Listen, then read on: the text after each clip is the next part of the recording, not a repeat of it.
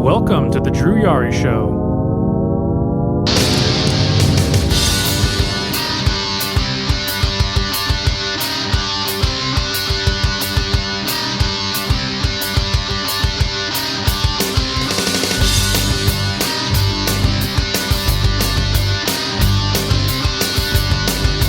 What's going on, guys? It's 8 p.m. Central Time and it's Wednesday.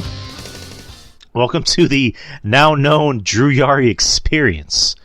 That's from Mish. Mish wants it to be called the Experience. So, hey, Mish owns the show, so we'll call it whatever Mish wants. But the Drew Yari Experience. I'm your host Drew, and with me, as always, Justin from Spinebuster Tees and SpinebusterTees.com. All right, how's your day going, brother? Good, man. Good, man. Just kind of what we were saying before we went live here. Just got done eating. I didn't have a lot of time to actually cook tonight. I left the shop a little bit late tonight. Had a couple regulars there. We were talking about a few things, a few wrestling things. Just talking about wrestling and. So I just went to Walmart, picked myself up a pizza, ate that, and I'm here now. Here to do a good podcast tonight. Yes, sir. We got some topics on hand. Do you want to do something different with the format? I know we usually talk about news and then review shows. You want to maybe start with the shows first and then news?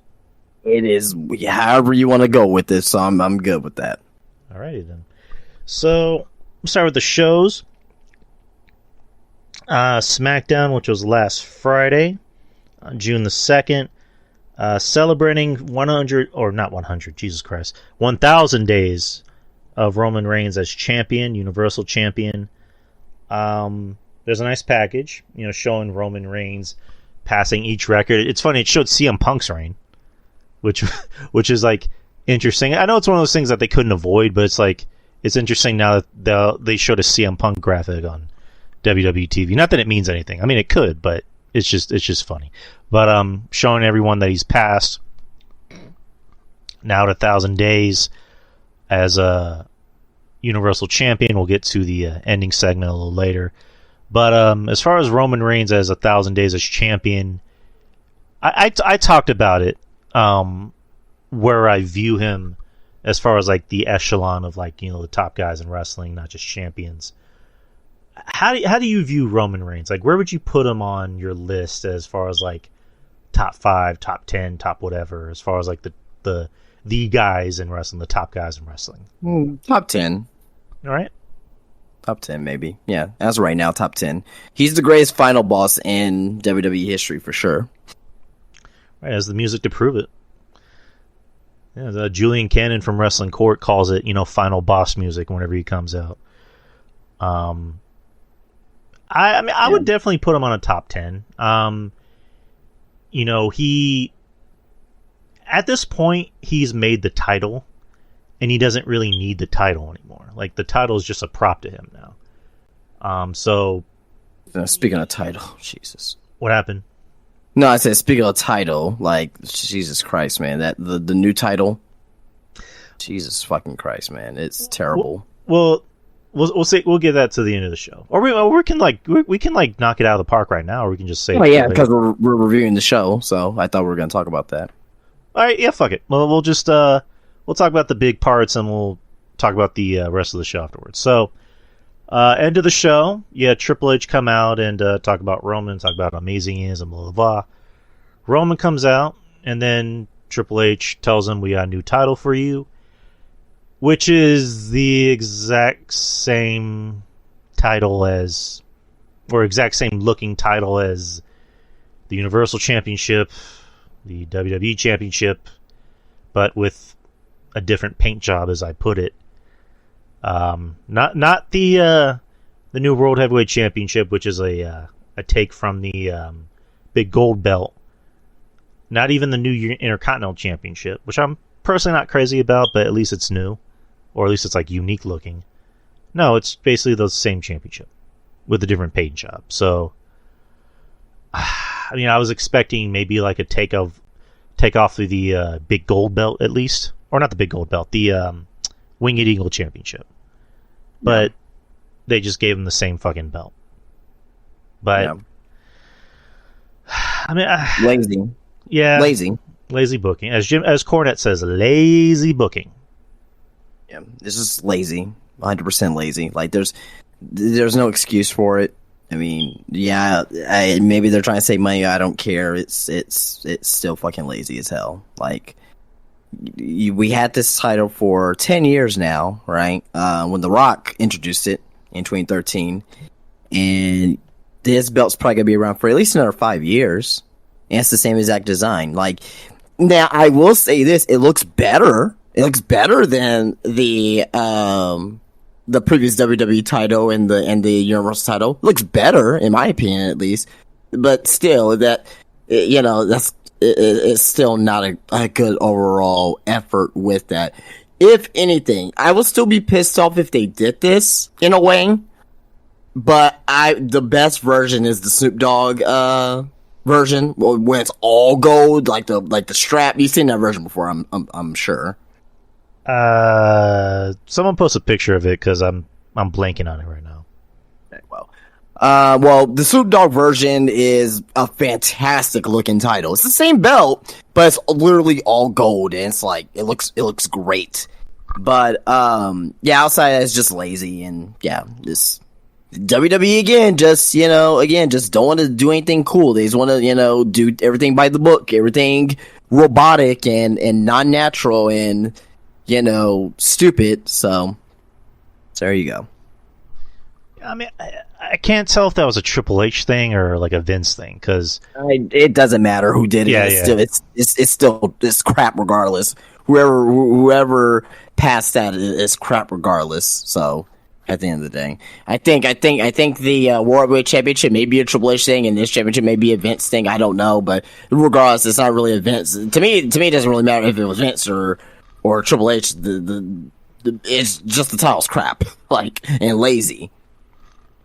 Yeah, exactly. I mean, okay, Kyle posted it. I mean, yeah, that's a nice looking title, but it's just like, I don't like the whole idea of it's just a championship with the big ass logo in the middle and nothing else. I mean, I liked the first Undisputed title. I liked that belt, and before that, there was the Attitude Era belt. That was awesome, and then the Winged Eagle belt. That was awesome.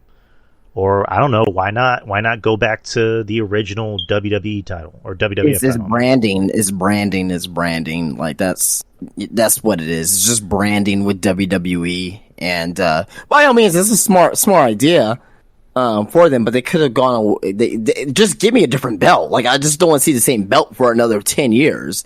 At this point, right?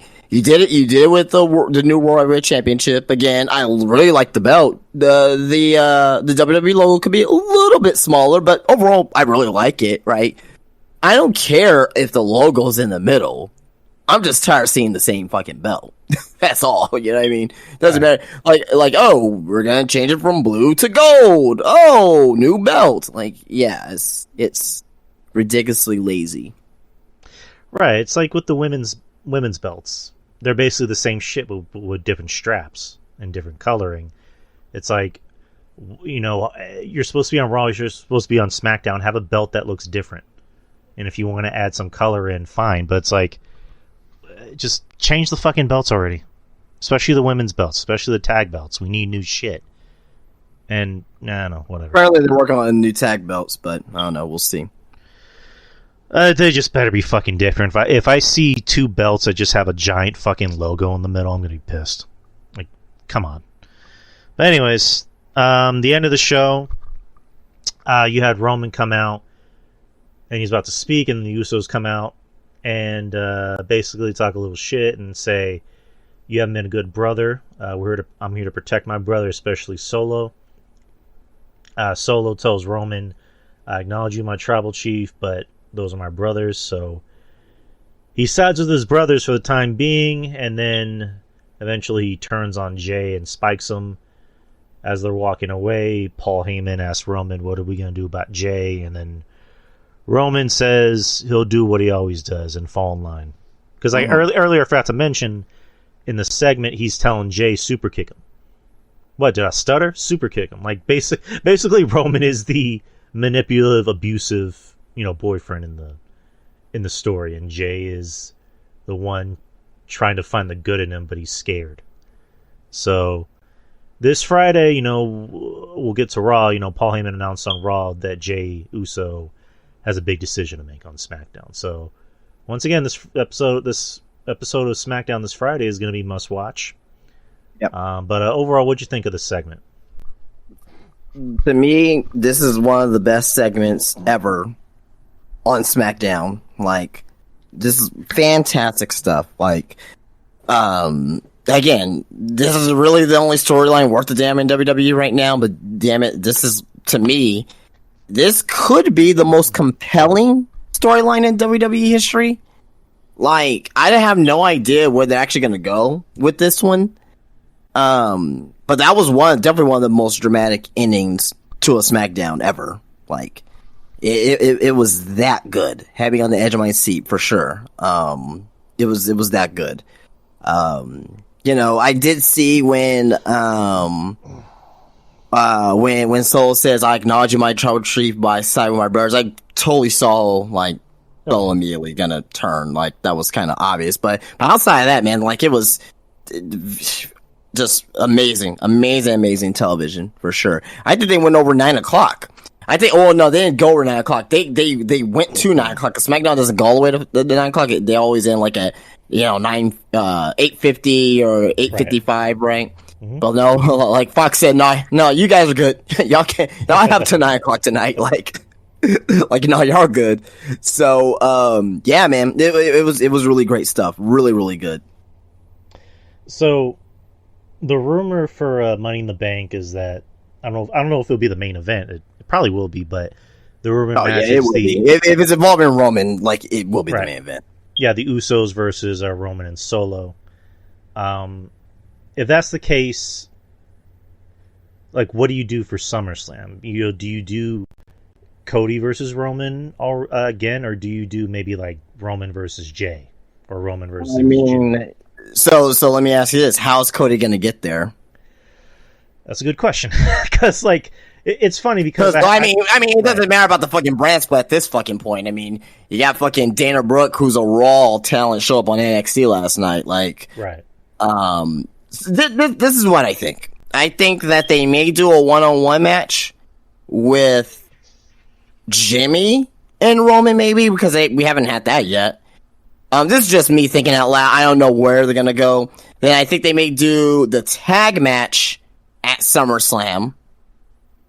Then at the next pay-per-view, maybe do fucking Jay and Roman, or something like that. I'm not too sure how they're gonna do it, but I think this is Jimmy's storyline right now, right, with Roman, and I think that one-on-one match will, because to me, like, yeah, I know Jay has to make a decision or whatnot, and I mean, this is one way you can temporarily, not all, not permanently, but temporarily split up the Usos, where Jay can side with Roman, and it'll be Jimmy versus Roman. Then then after, and at the end of the match, Roman beats him down, and Roman's like, super kick your brother, blah blah blah blah. Then say he just super kicks Roman. Right. So. And now create the tag team match. So that's just my line of thinking right now. I mean, that could be something that they can do, but honestly, I have no idea what they're going to do with the story. So it's funny because, like I was saying, like, I thought I had it all figured out, but I think from the way it looks, especially now that you got this really compelling storyline with Jimmy now that you said it's Jimmy's story, and eventually Jay's going to pop in again. I think they are going to wait until Mania, next year, to have Cody versus Roman, being that it's the 40th anniversary, and like they really put a lot of emphasis on Rocky in the promo, because Rocky's from Philly, and Cody going into the Rumble at like number 1 and winning. I don't want to see Cody win the fucking Rumble. Why not? At this point, Cody's going to be... Well, why not? Because he already won the Rumble already. Like, give it to somebody else. Well, that would make sense. Like, I mean, it's one of those things of, like, they're going to want to do it because they'll cement him in with, like, nobody's ever won back-to-back Rumbles since Austin and Shawn Michaels. Yeah, no, and blah, blah, blah. no, I get you. WWE wants to do it. Totally get you. I 100% agree there. I don't want to see it though, because it's like he already won the Rumble. Let's give it to somebody else this year. I will have him. Well, damn it! I don't know if he's in Money in the Money in Bank qualifiers as yet. We need to see if he will have a chance at Money in the Bank, perhaps. Well, here's how I view it. So, like from the company perspective, it's like because like in the Rumble this year, he came in at 30 and was pretty much like handed the Rumble. My whole thing was I thought they were going to have him come in at least like maybe 1 or maybe like 6 or 7. So, and a lot of Cody and Roman's like storylines heading into that eventual rematch is that Roman's going to lose everything, and that's where Cody comes in because Cody has to struggle more to get back to that main event spot at Mania. So by the time it happens, Cody can be like, "Remember what I told you last year? Well, it happened." Right. But would you think that with this story dragging all the way out to next year's WrestleMania, what do you think that'll do to not necessarily Cody's stock? Because it'll be over with the fans, but I guess will you think he'll still be as over as he is right now? I do. I honestly think so because like he still comes out to big reactions. They're pushing him. They're carefully pushing him. I mean, regardless of how we feel about the Brock thing, I mean, they're still making him look like a star. So it just all comes down to who are you going to put in front of Cody for the time being? Who are you going to put in front of Roman? Even though Roman works half schedules. So for Cody, it's like the rumor is that him and Brock's third match is going to be at SummerSlam. It's going to be a dog color match. I think they turned that down. Okay, that's what I heard at least. Oh, never mind then. That would have been fucking awesome though. But anyways, and then afterwards, seeing what happened on Monday, maybe you can have him feud with Dominic. Maybe you can have him feud with Damian Priest, right. which that'd be a pretty cool match. You just keep feeding him opponents and then keep them busy until Mania. And Roman, again, like I said, but you think that him middling with the Judgment Day, and Judgment Day is having their own problems right now, but like middling with those guys, do you really think that he'll still be over? I'm not talking about him being over. He'll still be over. I'm talking about his momentum.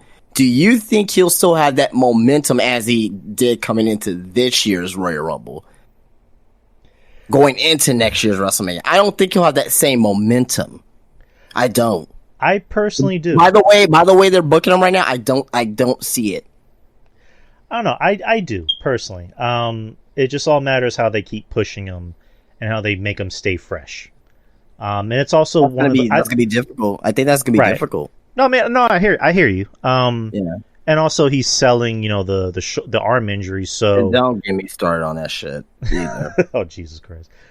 Jesus. I don't know. I think they've been treating him well as a star and making sure he stays fresh as a star because, we all know, with people that they pushed in the past, whether they kept pushing him down people's throats, eventually you're going to hear those boos.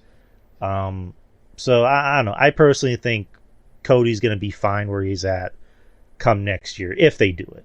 That's a big if. But the rest of SmackDown, the opening match was a 6-man tag with the Brawling Brutes versus Austin Theory, and Pretty Deadly.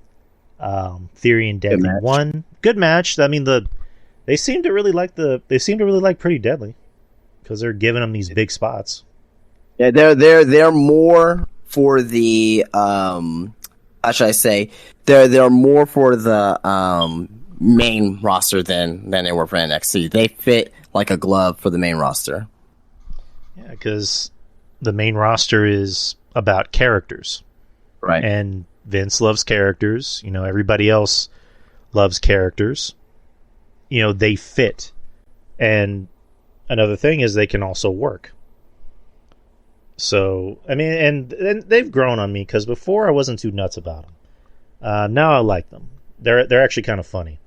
Oh yeah, I've been watching them since their NXT UK work, man, and man, I just by their characters alone, man, I really really like them. And again, it's one of those gimmicks that like you have to like keep paying attention to actually get it. You know what I mean? Right. And a lot of people are like, well, are they gay? Well, they're not gay. They're just metrosexuals, and they just like they're like into the fashion and stuff. They like they like to look good. You know what I mean? So, but yeah.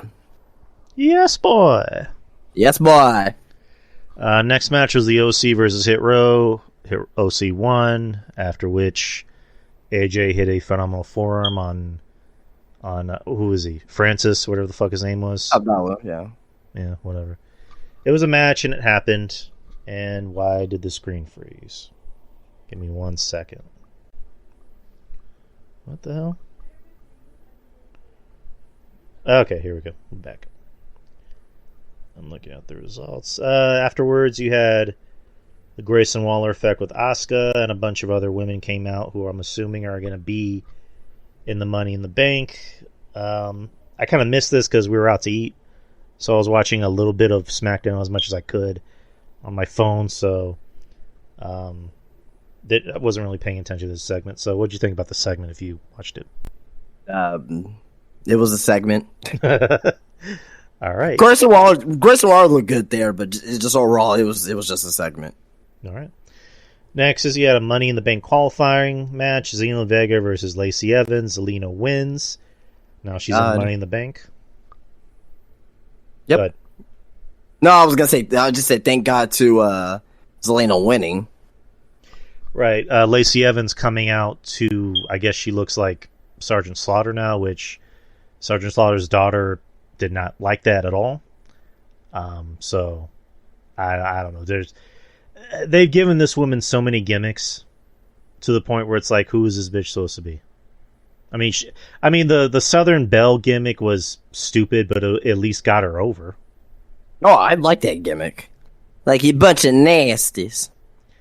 And it was different. It was different. Like, we haven't really seen a woman have that type of gimmick before. Right. Just, I don't know, the whole I'm gonna dress like a Southern plantation owner's wife is just weird. But I don't know. It at least was over, and she main evented a pay-per-view. So I don't know. Next is I thought it was I actually thought it was a match of the night. Money in the Bank qualifier, Montez Ford versus LA Knight. Really good back and forth action with these two. These two have really good chemistry. Knight, more of the kind of like brawler. Is that the best way to put it? He's like a brawler, ground and pound type of wrestler. Well, yeah. I mean, yeah. I don't see it as that. I just see him as a I guess a traditional wrestler. Well, I was gonna say traditionalist more than anything else. Doesn't do anything fancy. He just works, but his gimmick gets him over. And you had Ford, who's just all energy, and they had a really good match. And LA Knight wins like a heel should, and now he's in Money in the Bank, which I'm assuming they're going to do something for Ford where it's like, we're going to have a battle royal with all the losers who didn't get in their qualifiers, and Ford wins. But whatever. But what'd you think about the match? Very good match. Very good match. I'm kind of not upset that they booked this match in the first place, because like you get the possible breakout babyface from the tag team and Montez Ford and versus the hot new heel right now that's getting over with the fans, LA Knight. And it's like one of them has to lose. Is like, you can't really win there. But they went with the right decision. LA Knight deserves this opportunity more than Montez Ford right now, which is kind of weird to say, but if I had to pick one over the others, I'm definitely going to pick, LA Knight as right now to get this opportunity. So, all right, that was SmackDown. Decent show overall, but I mean the last segment was really the only thing that mattered about the show, other than LA Knight versus Ford. Yeah, it was a good show. It was a good show. Yes, SmackDown is usually it's usually the top tier show. It's usually the show to watch. Got a 2.5 in the ratings, so good for SmackDown. Yeah.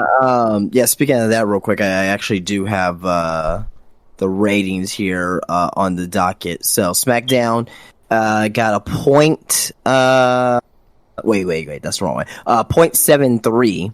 That was their rating. Had 2.5 million, Jesus Christ, viewers, and they had a 0.73 rating. They were number one in the 18 to 489 demo, and this is a huge rating for them. This is a very huge rating for them from what they are used to at. So very good for them to get that on a Friday. Yeah, very, very, very big number there from SmackDown. So good for them. Good for them for sure. Yeah, good on them. So Monday Night Raw. The show opens up with Seth Rollins coming out to address the crowd about the main event for the show, which was an open challenge, and Damian Priest accepted. So it'll be Damian Priest versus Rollins. Judgment Day. Kind of like Vince McMahon was. He made some changes on the show, and I'll just say it right now. I thought this Raw was very good. Yeah, me too. I thought it was a very good show. This was the best Raw since WrestleMania. With that being said, Vince McMahon apparently made some changes on the show. I didn't really see it, but I saw it in this opening segment. It just didn't flow well, as it should. I actually have a news story about that. So Fightful talked about Vince being at the show. So Vince McMahon appeared at the show at 6 p.m. Eastern. People noticed the room being prepared for somebody. As it happens, it was for the executive chairman himself. Hartford is roughly 80 minutes, because they're in Hartford, so go figure. It's only 80 miles from WWE headquarters in Stanford, so it's not terribly surprising that Vince was there. Vince was in the gorilla position Monday night, just as he was during WrestleMania weekend. But the word backstage is that the operation of Raw on June 5th was nothing close to the chaos that happened on the infamous Monday after Mania, which was said to have sunk morale. However, Fightful did note that McMahon continues to call in changes, leading to some late rundowns or segments being outright cut. All the while, internal memos indicated that Monday Night's Raw was the highest ever grossing weekly show in Hartford market for WWE, continuing its recent trend of breaking such records. I have another story right here. Let me pull it up real quick. Backstage update on Vince's involvement with WWE Raw and talent reactions. Vince McMahon did not run things from gorilla position, contrary to other reports that resurfaced last night. Instead, McMahon reworked quote-unquote elements of the show, changing the order in segments to greater fit his vision. Previously, his changes had been last minute, which has created a frantic atmosphere, but the situation was not believed to be overly stressful this week. There reportedly wasn't much resentment or anger about the situation regarding him being there after everything that has happened. One talent claimed that the Band-Aid has already been ripped off in regards to McMahon, and that there is a general understanding and belief that he is back on the throne in charge of things, even when he isn't around on a weekly basis, as has been the case since he returned to WWE in official capacity. It is known by everyone backstage that he is the one in charge, and whatever he wants to happen will happen. The executive chairman is making tweaks to the show regularly since April, although that has been done remotely. And that's really about it. So that was Fightful Select's news bit for the supposed news. But so the show opened up with Seth Rollins coming out. But by the way, who the fuck said that? Oh, Vince is. I think Vince is fully back in charge. He's pretty much in control. You don't need a fucking paywall. You don't need to pay these fucking clowns and you know to get that information. Look, I told you, I can see the shows and I can see the quality shows that Vince has a hand in it. Like just use and use your head and put the lines together. You know what I mean? Put the dots together. Where the phrase is, And you can see that, okay, this is Vince inspired, you know? So as long as you're doing that when you're watching professional wrestling or WWE in this case, like, you can see who influences what on what shows, you know what I mean? Like, right. You know, you can see a Triple H show versus a Vince McMahon show versus I don't know, this is more of a Triple H decision. Oh no, this is more of a Vince McMahon decision. You know what I mean? Like, you can see it. You can clearly see it. You know what I mean? So that's my opinion though. So right. Yeah, because this show was kind of like, the pacing was weird, but it was still an enjoyable Raw. It was a really good show. I really liked the show. But yes, Damian Priest comes out with Finn, and then Seth kind of goats Damian into like, "Hey, why don't you fight me without your buddies?" And then Damian says, "I can win without the Judgment Day." And then Finn gives him that look, like what the fuck?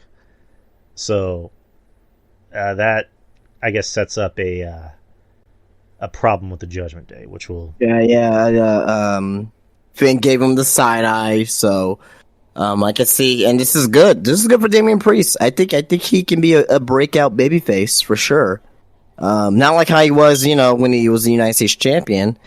You know, because that got boring very quickly. I think this is a good chance for Damian Priest here. You know what I mean? So he may be one of the. I think at the end of this all, he may end up being the breakout star of 2023 when it's all said and done. You know, him and Dom, obviously. You know what I mean? Those probably be the two, but.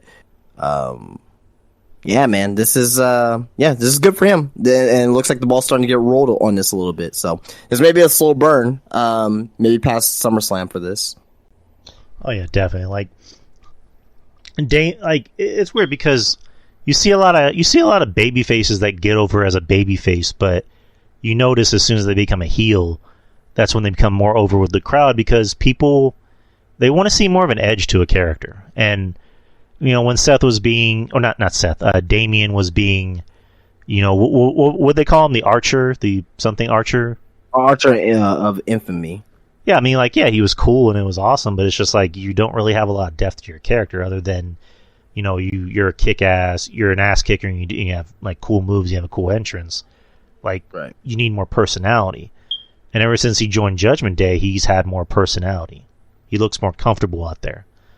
So, I mean, granted, he's also like 40, so if you're going to push him like right now, kind of like with LA Knight. So, the sky's the limit for Damian. Like, the guy looks like a star, he talks like a star, and he walks like a star. So, I'm hoping for good things, nothing but good things. First match of the night was a Money in the Bank qualifier for the women. You had Becky Lynch versus Sonya Deville. Becky won. Granted, there was, I guess, some interference, but not really, by Trish Stratus and Zoe Stark. It was a match. It happened. I mean, it wasn't perfect. I honestly thought, for a second, like Trish and Zoe were going to interfere and cost her the match, but you know, they want the women's Money in the Bank match to have bigger stars, I guess, but which I agree with. You know, it's a business thing. I wholeheartedly agree with, but you know, we'll see. But what'd you think about the match? It was all right. I mean, I don't really have much to say about it. It was all right. All right. Next, you had a match that wasn't even televised, or I mean, not televised, but promoted. Yeah. It was based off of a segment. So Kevin Owens and Sami Zayn are still feuding with Imperium, and then Angry Kevin Owens, as I call him. I love Angry Kevin Owens. It's funny. And Gunther, again, like I think we talked about it last week or the week before. You know, Gunther is showing more personality since going to Raw. Like, he's talking more, and it works because like he doesn't need to do the yelly big guy thing. He talks really calmly, and he talks very eloquently. You can picture him having like a glass of wine, and just, you know, telling you how he feels about you and how he's going to kill you. And then, you know, he's telling Kevin Owens, you need to get your anger in order. I can show you. And then Kevin's just like, why are you talking to me like that? You know, let's have a match. You and me, now. And he's just like walking really fast to the ring. So, and that, you know, comes back to what you were saying about you know, Raw earlier, is that, you know, Vince switched a lot of things around. This obviously wasn't a match that was planned, or maybe it was, I don't know, but We got Gunther and Kevin Owens next. So talk about the match real quick. I'm gonna use the restroom. This to me was possibly WWE's TV match of the year so far. Excellent match, excellent back and forth. A lot of good false fans. You know Gunther was gonna win though. Like seriously, you knew Gunther was gonna win, but a lot of good spots back and forth. Kevin looked great here. He looked strong in this match. Obviously, Gunther looked strong here in this match here. I could have done without the interference at the end with the ending of the match, but overall, I thought this match was great. Drama build. The fans were very much so into it. Possibly TV like. I don't want to say TV match of the year, but as far as overall, but I definitely, to me, I think, in my opinion at least, this is possibly the TV match of the year for WWE. And, with that too as well, Gunther has, TV match of the year for WWE and possibly match of the year so far overall in WWE with that triple threat match with him, Sheamus, and Drew McIntyre at WrestleMania. So, yeah, man, very good match overall. This is what you want to see on Monday nights. You want to see great wrestling like this.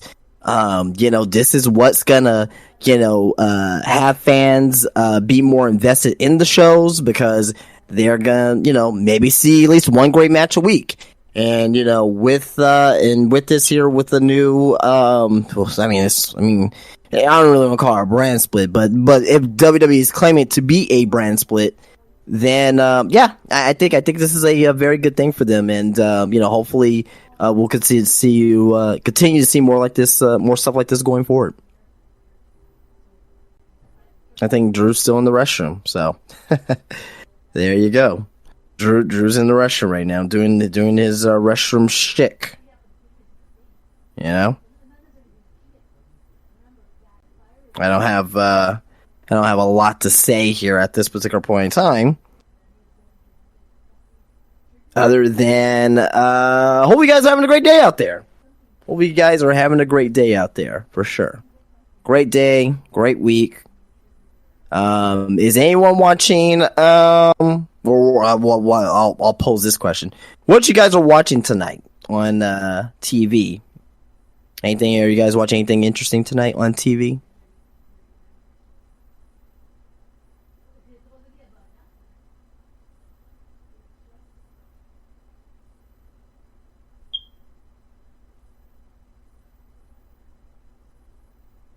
Marie says, not really. Okay, cool. Well, let's see. You're watching AEW in the background? Okay, cool. Yeah, I got two TVs on here. I got two TVs on over here, so.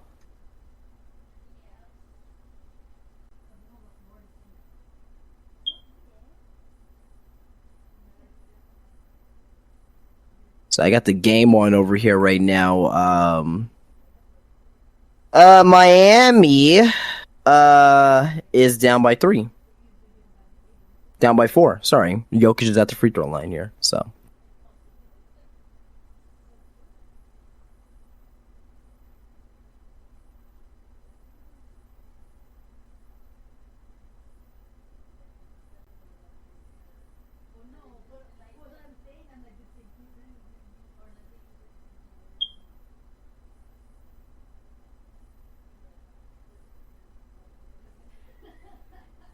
Okay, I don't know where Drew's at. I mean, he said he went to the restroom. I don't know if he went to go fall in the toilet. I don't know, but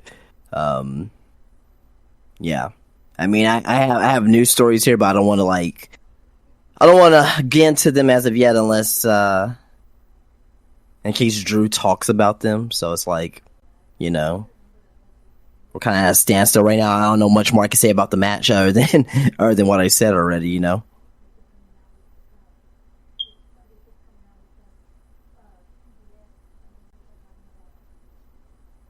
I also have later in the podcast here, I'll have Dave Meltzer's match ratings for NXT Battleground and the match ratings for Night of Champions, and we'll just kind of I'll have Drew guess the match rating and see if it matches up with what he gave it as. So that'll be a fun little game.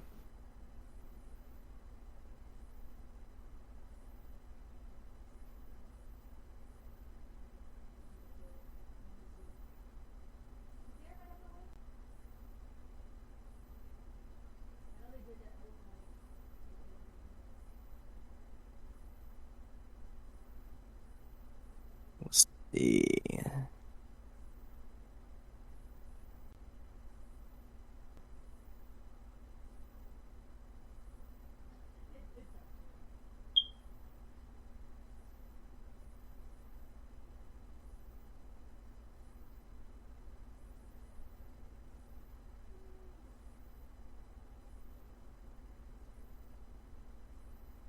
Okay, he did more than the restroom at this point. I don't know.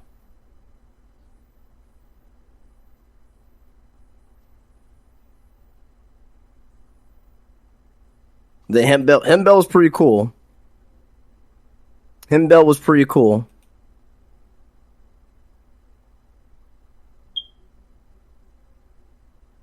The Planet's champion, Daniel Bryan. Daniel's son. Who I want to win the NBA Finals? I mean, I'm not really going for anyone.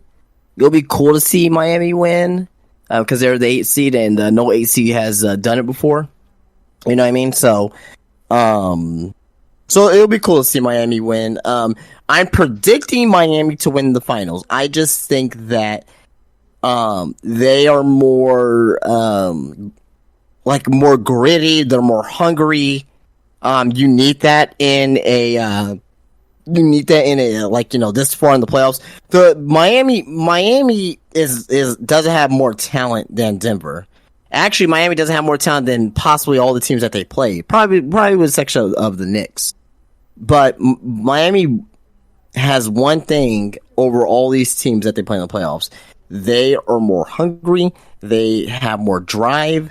It seems like they give a better effort on the defensive side of the ball as well, more than anything else. But if Denver wins, I mean, that'll be cool to see their first championship. Jokic, again, his first championship. This is their first NBA final, so that'll be pretty cool to see too. But my prediction remains Miami. Oh wow! Okay, I didn't know you were back already. Well, I mean, not already, but yeah. I arrived moments ago. Yeah, Miami and Denver, that's tough because, I was going to say Denver because I think Denver, they're not one of those teams that goes through the motions like a Boston or any other team. Like, they're very consistent. But, that last game, Jokic only had 4 or 5 assists, and they really did a good job at locking up Jamal Murray. So it's one of those things of it's anyone's game. If Miami wins, I'll be happy because Jimmy Butler got his ring. He literally carried this team without really having to carry this team. When you look at this team, it's a team full of the island of misfit toys. You have Sam. What was it? Gary? What's his name? Vincent, the point guard. Right. Yeah, he wasn't even drafted. He's now starting in the NBA Finals. He had the point guard, number 16, whose name I'm blanking on. Oh, Caleb Martin. There you go. Starting for an NBA Finals team. They don't even have Tyler Hero. They lost him in the beginning of the playoffs. I think losing Tyler Hero helped them. Tyler Hero can't play no fucking defense, and he makes bad. He's a really good player, but he makes terrible. He has terrible decision making, which I think could have affected them in especially in the Boston series. I think that could have affected them greatly. So, are they a better team with Tyler Hero? In the regular season, yes. In the playoffs, no. All right. And then you have Kevin Love and Lowry coming off the bench, and those are former All-Stars and former champions. So it's just like, and then Eric Spoelstra, who's a guy who's, to me, is a very underrated coach, and it seems we're saying underrated because, like, the guy's been with the Heat since '97, and he was like a video coordinator. Yeah, and then eventually he became the head coach, and then, the story was that when they brought in LeBron and Chris Bosh, and of course they already had Dwayne Wade. The story is that when they were off to kind of a rocky start in that season, that first season, LeBron and Dwayne Wade were trying to get him fired. They went to Pat Riley and were trying to convince Pat Riley to come out of retirement to be their coach, but Pat Riley stuck by Eric Spoelstra, and eventually they won 2 championships together. And LeBron eventually had respect, or he ended up giving respect to Spoelstra. So, and he's been the coach ever since then. He got him to the finals in 2020. Granted, it was the bubble championship, but he still got him to the finals. And they held their own against the Lakers. So, and now they're back in the finals again as the 8th seed. So, good. Good on the Heat. If they win, that'll be awesome. If the Nuggets win, that'll be awesome. I'm glad for basketball. This is a good basketball series, and not the Golden State Warriors jacking up threes, or any other team jacking up threes. This is how basketball should be played. That's just my opinion. But to be to be frank, Denver is probably the team that not jacks up the most threes in the NBA, but I think they're in the top 3. Right. They're just jacking up threes. Because it's like, so Joe Numbers on The Soup, he was equating basketball to wrestling, where he said that in wrestling nowadays it's all about flash and flash and substance, and not about quality. And the Young Bucks are kind of the perpetrators of that. The Young Bucks, Kenny Omega, and all that. And then he was equating that to the NBA, where when the Golden State Warriors started being the team they were back in like 2013, that's what basketball pretty much became. It became all about flash, and the media they shit on fucking Jokic because he's not flashy enough, even though the guy averages a triple-double. To be honest, I don't see that argument, because it's been that way for fucking years. Because guess what? The Spurs never got any fucking credit in the media either.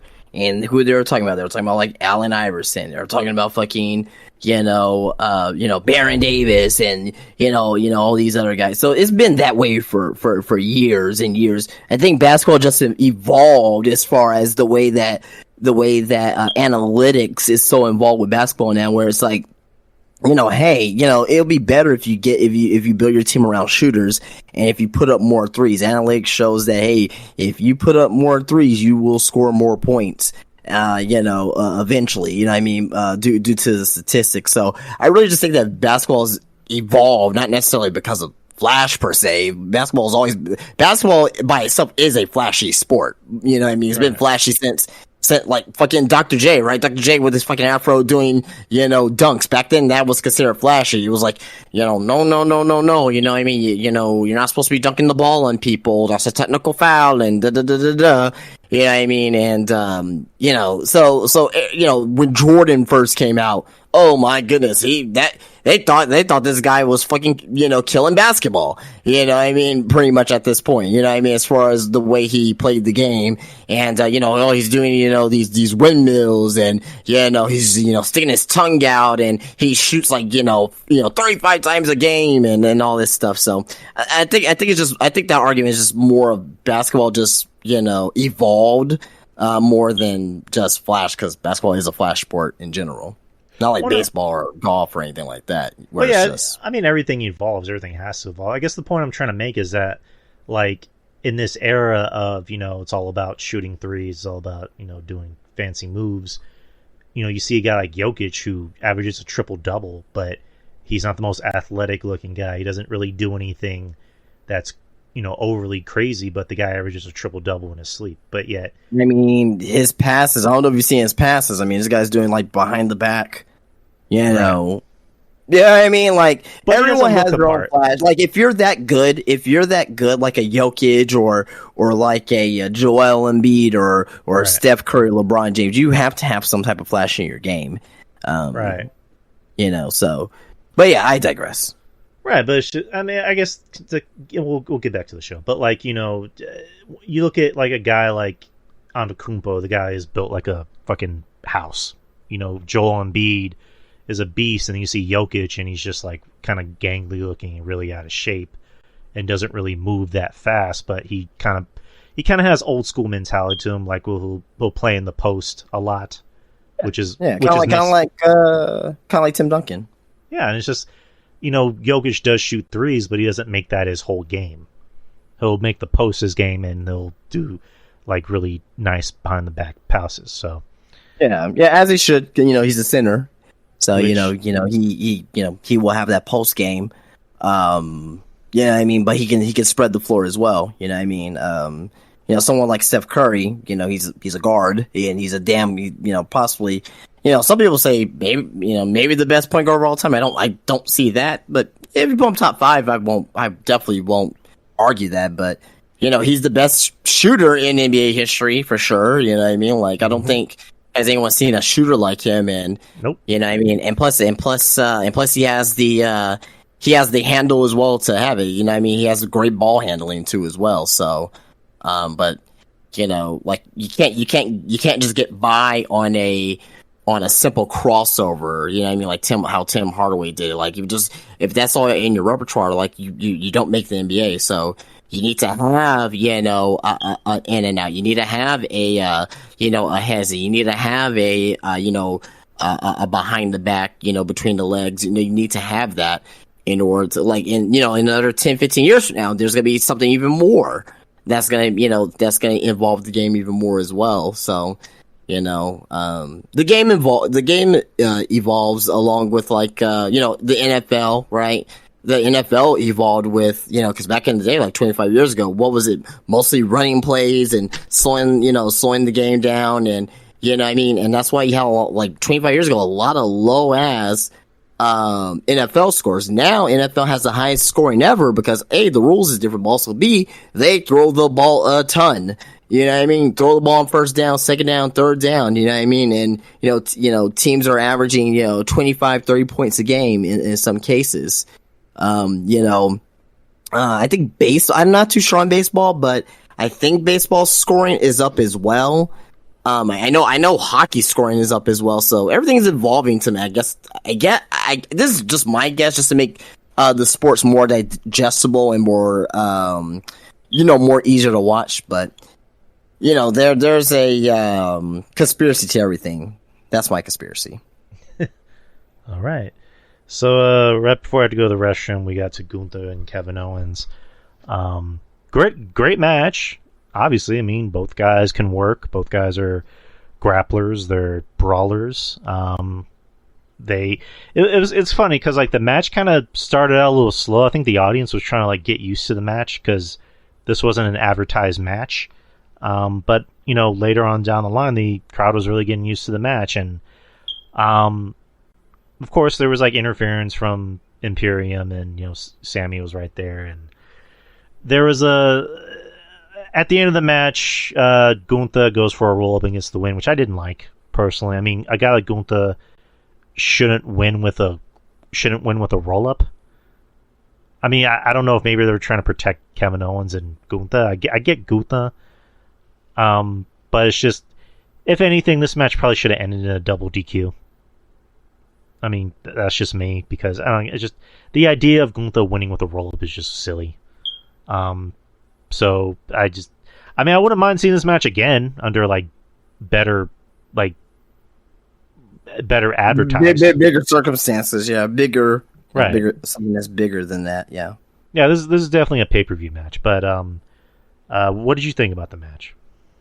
Oh, yeah, I explained it already. I thought this was possibly the TV match of the year so far in WWE. Yeah, but I went into great detail about, you know, the match here already. Yeah, I think it's a TV match of the year for WWE so far. Gunther has match of the year to me in WWE right now with this WrestleMania match, and the best TV match of the year for WWE. So, very, very good match. All right. And next you had Ronda Rousey and Shayna Baszler defeating the debuting Katana Chance and Kaden Carter. There was a vignette showing Carter and Chance, which I actually like the vignette. It actually, to me, if you're debuting a babyface tag team that you want the audience to be more familiar with, I think that was the right way to do it, in my opinion.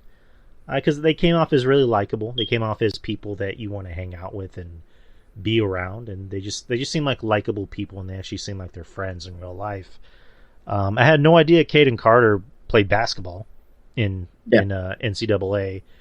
Caden Carter, I knew about her past. I think she actually ran through here in San Antonio, if I'm not mistaken. But you have them. You did all that, and you have them debut against the tag team champions. So I don't know if that was a smart thing to do, but yeah. I think it was the smart thing to do. They had a great match.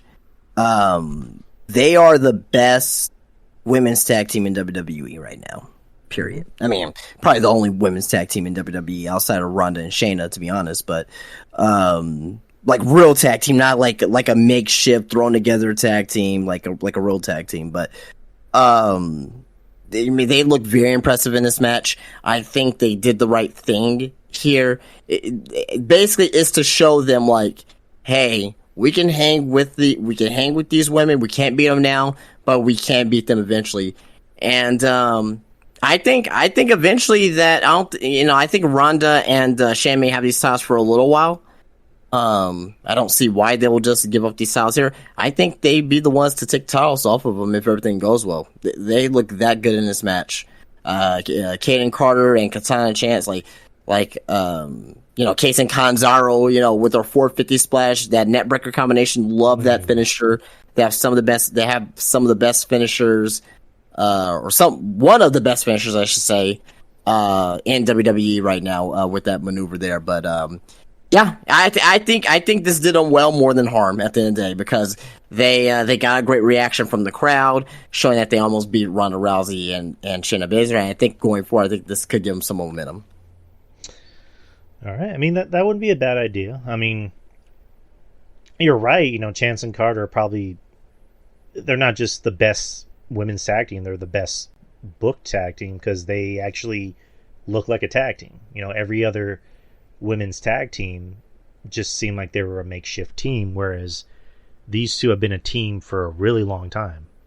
And you can buy them as a team. You can buy them as friends, because they're more than likely like really good friends outside of wrestling. So definitely are. Like, you just look at their Instagrams and shit. Yeah. Yeah, and Kaden Carter is she's got some cake on her. That's a good looking woman. But good match. Next is you had Ricochet versus Shinsuke Nakamura, and in a no contest after Bronson Reed came out. I thought good match. Decent match. They really are back behind the Nakamura train. They're really pushing him as a star again. I don't know, just one little thing bothers me. I don't like Nakamura's get up. Like, I don't like that they're making him, I don't know, maybe he wants to dress like that, or they're having him dress like a figure skater or whatever how that's supposed to be, but whatever. But Nakamura is still going out there, wrestling like it's fucking 2016 all over again.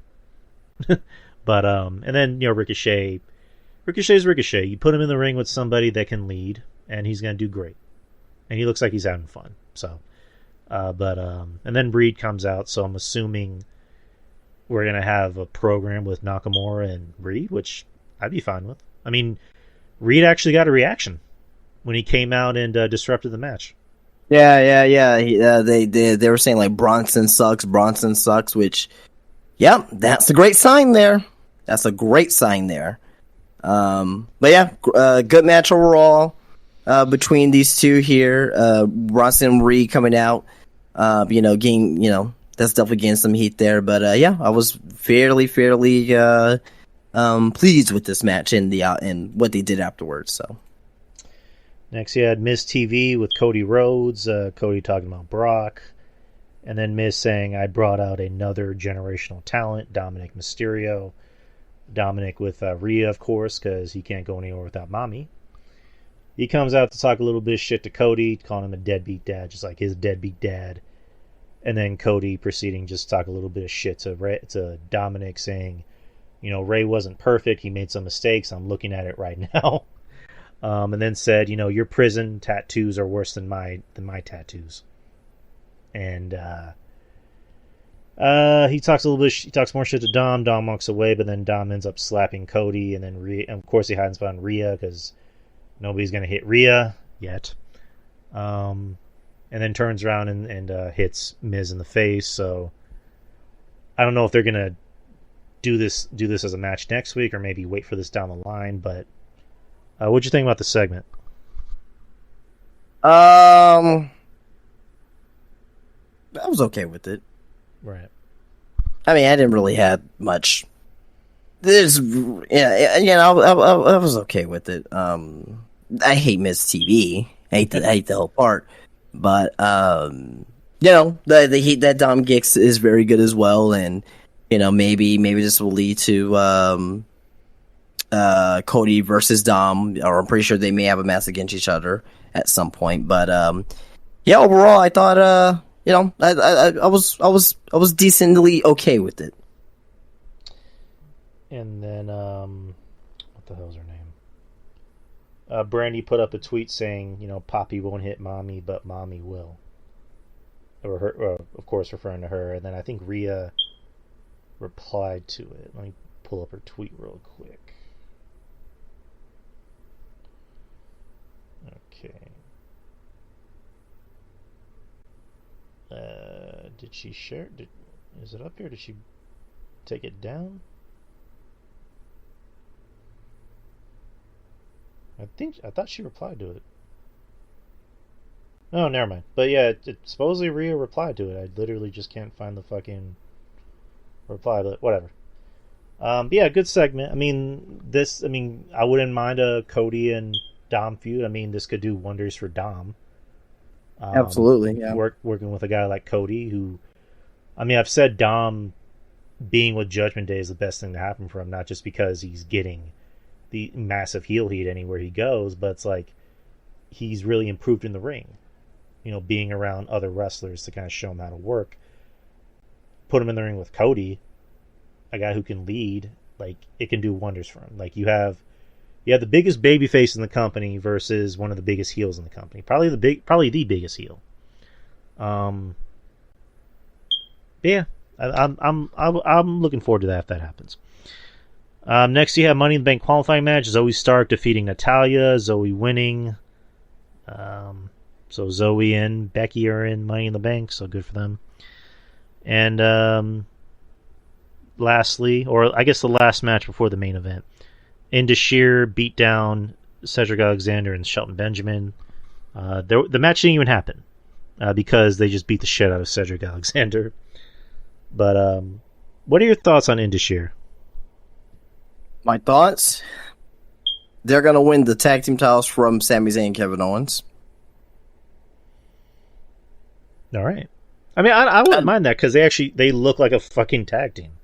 They're massive and they're intimidating. So. I'd rather not have them win. I like Veer. I do like Veer. I don't know if you see him on social media. This guy has incredible style. Like, let me tell you. And he does have some character to him. But no, I'm not. No, I don't want to see them win the tag team titles. And you know what? You know what? They may beat them. The India show that's going to happen later this year. That's probably where it's going to happen at. Unfortunately. So there you go.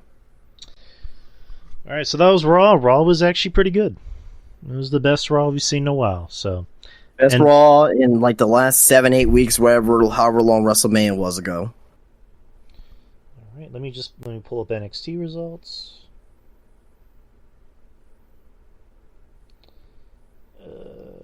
Okay, so I watched NXT last week. It was a decent show.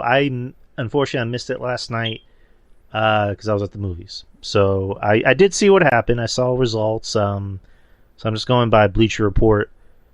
So the show I'm pretty sure the show was good. So the show opens with Ilya Dragunov standing up to Baron Corbin. Says here Baron Corbin out on the ring and decried the way NXT roster had grown lazy and arrogant.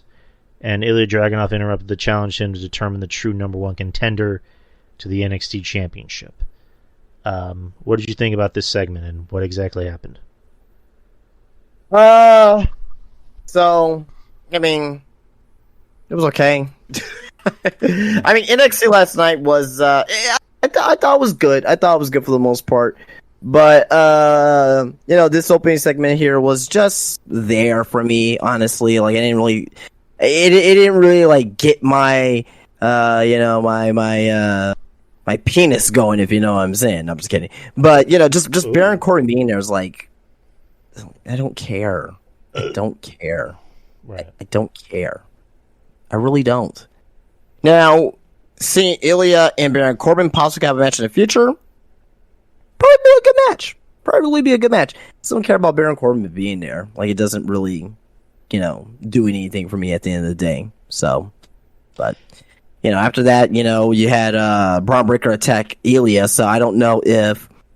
I have no idea if Braun and Ilya is gonna have a feud, but Braun, I don't fucking know. But we'll just say the opening segment was okay. There you go. Why is Braun still in NXT? That's weird. I mean, I don't know. He's kind of done. You're right. No, I agree with you, but he's gonna start his main roster feuds on NXT. Right. Because I saw that, and we can just jump ahead. Like, Braun Breaker challenged Seth Rollins for the World Heavyweight Championship next Tuesday on NXT. So, again, a must-watch show on NXT. It's more than likely going to be a good match. A program possibly with Braun and Ilya. I'd fucking love it. We just had that banger of a match with Ilya and what's his name? I was gonna call him Striker. That's not his fucking name. Dijak. There you go. That was a fucking awesome match, and a fucking match with Ilya and Braun. I want that. I want that because Ilya is gonna bump around like a fucking madman and sell anything that Braun throws at him, literally. So I wouldn't mind that, but yeah, I guess we're coming close to SummerSlam. More than likely, Braun's either going to debut at SummerSlam or after SummerSlam. So they don't just want to like have his ass sit at home for like 2 months. They actually want to give him something to do. So why not?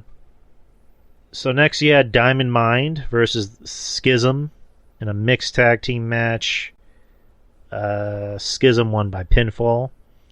Ava Raine got her first pin as a wrestler. So, what'd you think about the match? It was just a typical Tuesday night NXT match. Wasn't great, but it was just, I guess, to advance stories. Good for Ava Raine getting her first win, so I'm happy for her. And the Creeds look good here. Fucking, Bruce is a damn beast. Joyce is a beast. You know what I mean? I'm gonna miss the Grizzled Young Veterans when they leave. So, but overall, it was a good match, but it just, wasn't anything special. All right. Next, you had Blair Davenport re-debuting in NXT. I guess you want to say. Well, you missed a couple things. First, we missed the Stacks and Tony D'Angelo segment where Stacks is he visited Tony D'Angelo in jail, and Tony D was like, "Hey, we gotta find out who the rat is," and basically they came to a realization maybe Gallus, but I think Stacks is the rat. So I don't know. We'll have to wait and see how they come up with that storyline. Then Braun Breaker. Not Braun Breaker. I'm sorry. Good Jesus Christ, man. My head's killing me right now.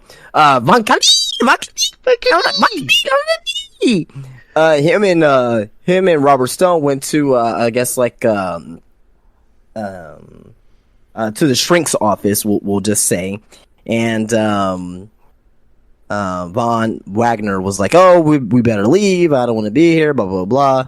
Then you see this. Then you see the doctor come to the door, who's a good-looking blonde woman, nice figure, and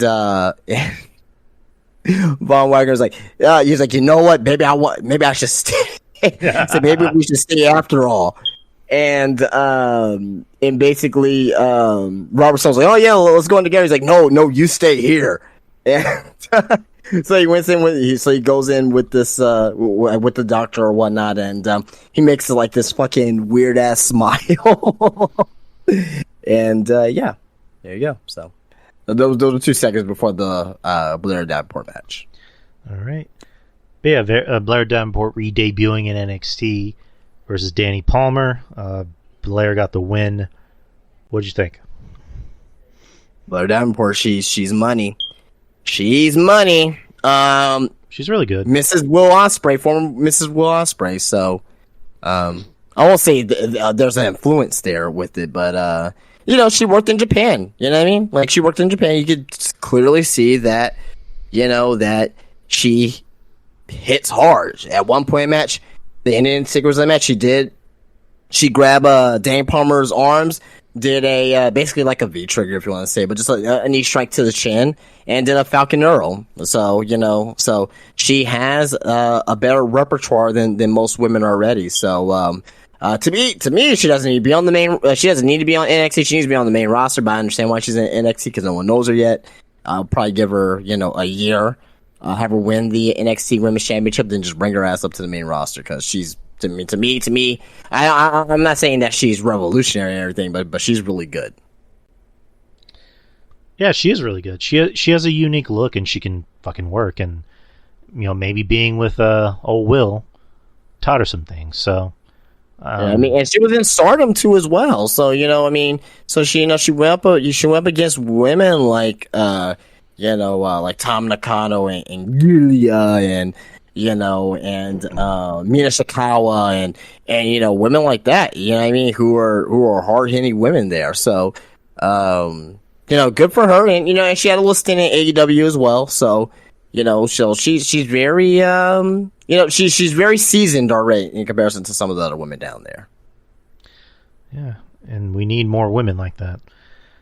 Speaking of women that aren't seasoned, Dana Brooke rolling up to the NXT parking lot saying she's going to be in the Battle Royal. She's a free agent, I guess. Yay. Seeing Tiffany Stratton cuts a promo about how everyone in the Battle Royal is envious of what she has, and nobody was happy for her. Lyra Valkyria is the only one she can imagine winning tonight. Yada, yada, yada. Next, you had Baron Corbin versus Trick Williams. I did see that clip of the match. Baron still coming out to his Happy Corbin music and wearing basketball shorts, which is weird. But Corbin wins with End of Days. What'd you think? Decent match. It wasn't great, but it was decent. I like Trick Williams. I think he's coming along at a decent rate. He's like to me. I don't really see him being that wrestler on the main roster. I could just see him being like Trick Williams' bodyguard, or really just that thing that being a bodyguard to somebody. It doesn't have to be, I said Trick Williams, Jesus Christ. Carmelo Hayes' bodyguard, I'm sorry.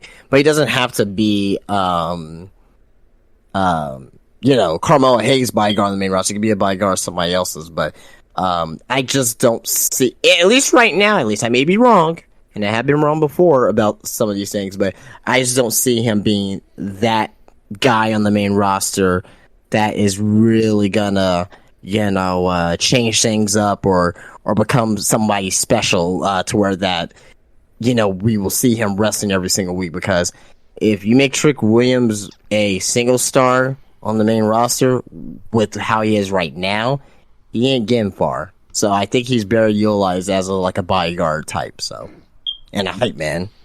Yeah, he loses his appeal, like you just said.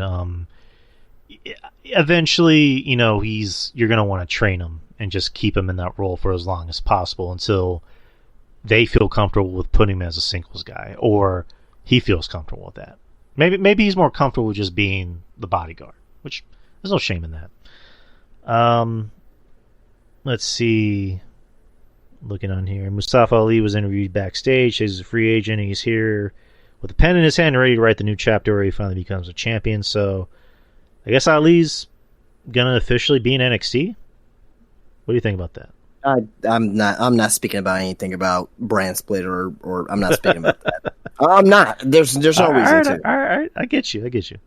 But I like the idea of Ali being in NXT. I'm just gonna say that he seems like he's happy to be there, and maybe he wants to be there to help the younger wrestlers out. Yeah. So, with that being said, I do want to see some good matches there with him if they're gonna take advantage of him. But this brand split's a fucking joke. So there you go. You're not wrong. But again, I will take it back a little bit because he is a free agent. He wasn't signed to a brand, so I'm a little bit more lenient on him than others. So that's okay. And also Baron Corbin because he's a free agent. Dana Brooke, I don't fucking know. You got drafted by Raw. You should be on fucking Raw. You should be on Raw because you suck, but you got drafted by Raw. And you should be on any other show other than fucking Raw. What is so hard about this shit? Like, to me, they didn't really think about this brand split whatsoever. Like, oh yeah, let's just do a brand split. Okay, well, what are we gonna do with these guys? Oh my god, man, fuck, I'm sick of it. I'm really sick of it already. All right then. Next, you had Mustafa Ali versus Joe Gacy. Mustafa wins. I imagine that was a pretty decent match, but what'd you think? It was a good match. Good match. I'm kind of sad that not sad, but I like Joe Gacy. I really like Joe Gacy. I just wish that they could have. I wish he's utilized a little bit better to me. But there's a storyline that is there's a storyline that's brewing with Joe Gacy and Schism. So we'll see more next week. All right. Next, you had Eddie Thorpe versus Damon Kemp. What's up? I'm sorry. Eddie Thorpe versus Damon Kemp. Eddie Thorpe won. What'd you think? Yeah. I like Eddie Thorpe, man. I really think he's going to come into his own. I could see him being in title contention early next year in maybe not early next year, but maybe sometime in 2024 being title contention. Really for the North American title. I don't know about NXT titles yet. He needs a little bit more character development, but outside of that, I mean, like another guy that came over from New Japan. So, already seasoned already. You know what I mean? So I really think he has a good shot to become somebody. He just needs to get a little bit more character development. Next, you had Dabba-Kato versus Scripps. Scripps won with a schoolboy. Thoughts? That was a match. All right. And then a backstage segment, Joe Gacy is screaming upset about Mustafa Ali, and the Dyad talk him down by reminding him of their own victory. And Ava says one can't root. I don't know what the fuck this is. It says one root can't support a whole tree, and Reed says next week they'll have his back. And then the Women's Battle Royal was starting, I believe. Let's see. Tyler Bate, Mustafa Ali, and Wesley are chatting backstage about the 6-man tag they have next week. Ali says there's some kind of magic between Bate and Lee and says everybody wants to see them go one-on-one for the North American title. Tyler doesn't want to damage their friendship, but Wes says coming to him face-to-face like this, he's fine. And Mustafa has a Money in the Bank qualifier, which is weird. Again, I don't want to get you started on the whole brand split thing again, so I'm just going to leave that alone. Do you get it now? Do you get why I'm... I don't want to get you started. So I'm going to head over to the next segment. All right. NXT Women's Championship, #1 contender, Battle Royal. I know Thea Hale won, which... Yeah, I'm super happy for her, man. She's awesome. Oh, no, I like her. I mean, she's super young. But why give it to her, though? I'm just curious. I think this is gonna be a showcase match to see her development. Right. She's not gonna win, but I think this is gonna be her very first pay-per-view match. She's over as hell with the crowd. Like, people love Thea. Her energy's infectious. They're gonna do the shtick where she's gonna be the underdog babyface, and she's gonna have close calls against Tiffany Stratton, but doesn't end up being Tiffany Stratton. But But to me right now, it's too early to put Roxanne back in that place as of right now. We just saw Lyra Valkyria be in that situation. Gigi Dolan, and I mean, maybe that could have been another one there, but I don't know what they're doing with her right now. She beat JC Jane, then gets eliminated early, so I'm not too sure what the situation is with her. And you're not going to put a heel against, Tiffany Stratton, so, Dana Brooke, you're fucking kidding me? Like, you want to see that fucking shit. So, yeah. I think I'm fine with this. Yeah, I mean, we'll see how it works. So that's all the shows to review. So we're going to jump into news. The big news of today is the unfortunate passing of the Iron Sheik. He passed away today at the age of 81. In a statement posted to the Iron Sheik's official Twitter account on June 7th, it was announced that Hossein Khosrow Ali Vasidi, better known to the world as Iron Sheik, has passed away peacefully. Wait, what? What? Wait, say his name again? Hossein Khosrow Ali Vasidi. I thought his name was Cosgrove. Nope. That is not his name. I thought his name was Cosgrove. I don't know, but that's like the most Persian name I've ever seen in my life, and I should know because I'm a Persian. Khosrow. All right, whatever. Okay. Khosrow. The K is silent. Oh. Okay. God damn you, Jim Ross. He says Khosrow for all these years. I thought I was saying it right. Okay, there you go. Never mind then. There you go. I think that's actually Davari's legit Persian name. It's Khosrow Davari. Oh, okay. All right. There you go. But he calls himself Sean Davari. So, I don't know. Anyways, statement read, Today we gather with heavy hearts to bid farewell to a true legend, a force of nature, and an iconic figure who left an incredible mark on the world of professional wrestling. It is with great sadness that we share the news of the passing of the Iron Sheik, but we also take solace in knowing that he departed this world peacefully, leaving behind a legacy that will endure for generations to come. Vasidi leaves behind his wife Carol of 47 years, Jesus Christ, his children Tanya, Nikki, and his son-in-law Eddie, as well as 5 grandchildren and 2 nephews. He was predeceased by his daughter Marissa. Iron Sheik got his start in the 70s before making it to the WWF in 79.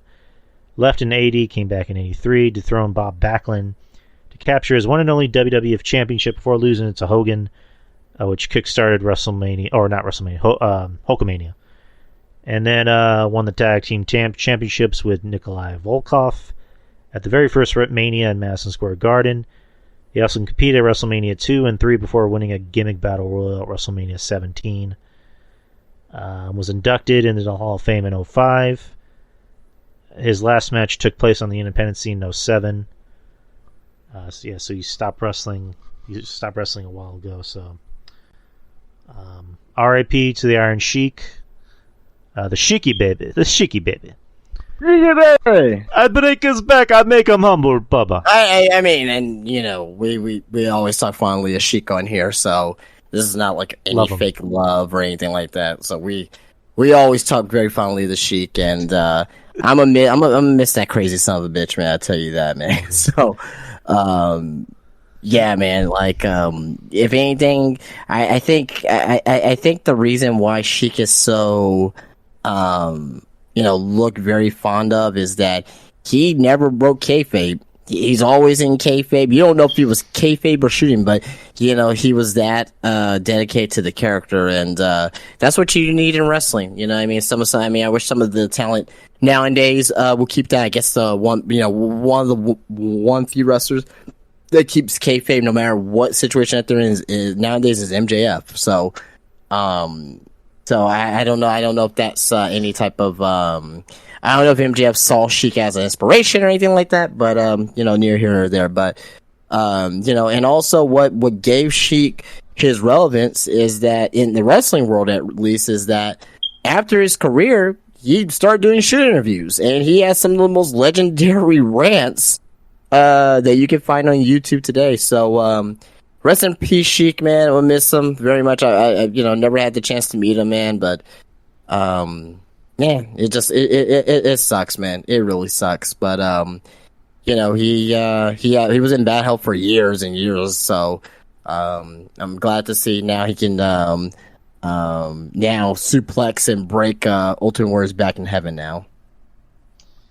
And his last tweet that he put up was 2 days ago, and it was literally just him saying "fuck Hulk Hogan." That was his last tweet, but that'd be funny if it was. So, actually, while we were talking, I pulled up the Iron Tweet's best tweets, or not the Iron Sheik's best tweets. He said, "Fuck the wildfires." That was his last tweet. He put, "If you still sleeping, you are a dumb piece of shit. You get Iron Sheik alarm clock on the iTunes, or go fuck yourself." Yes. That was always his catchphrase. He would just say, "Go fuck yourself."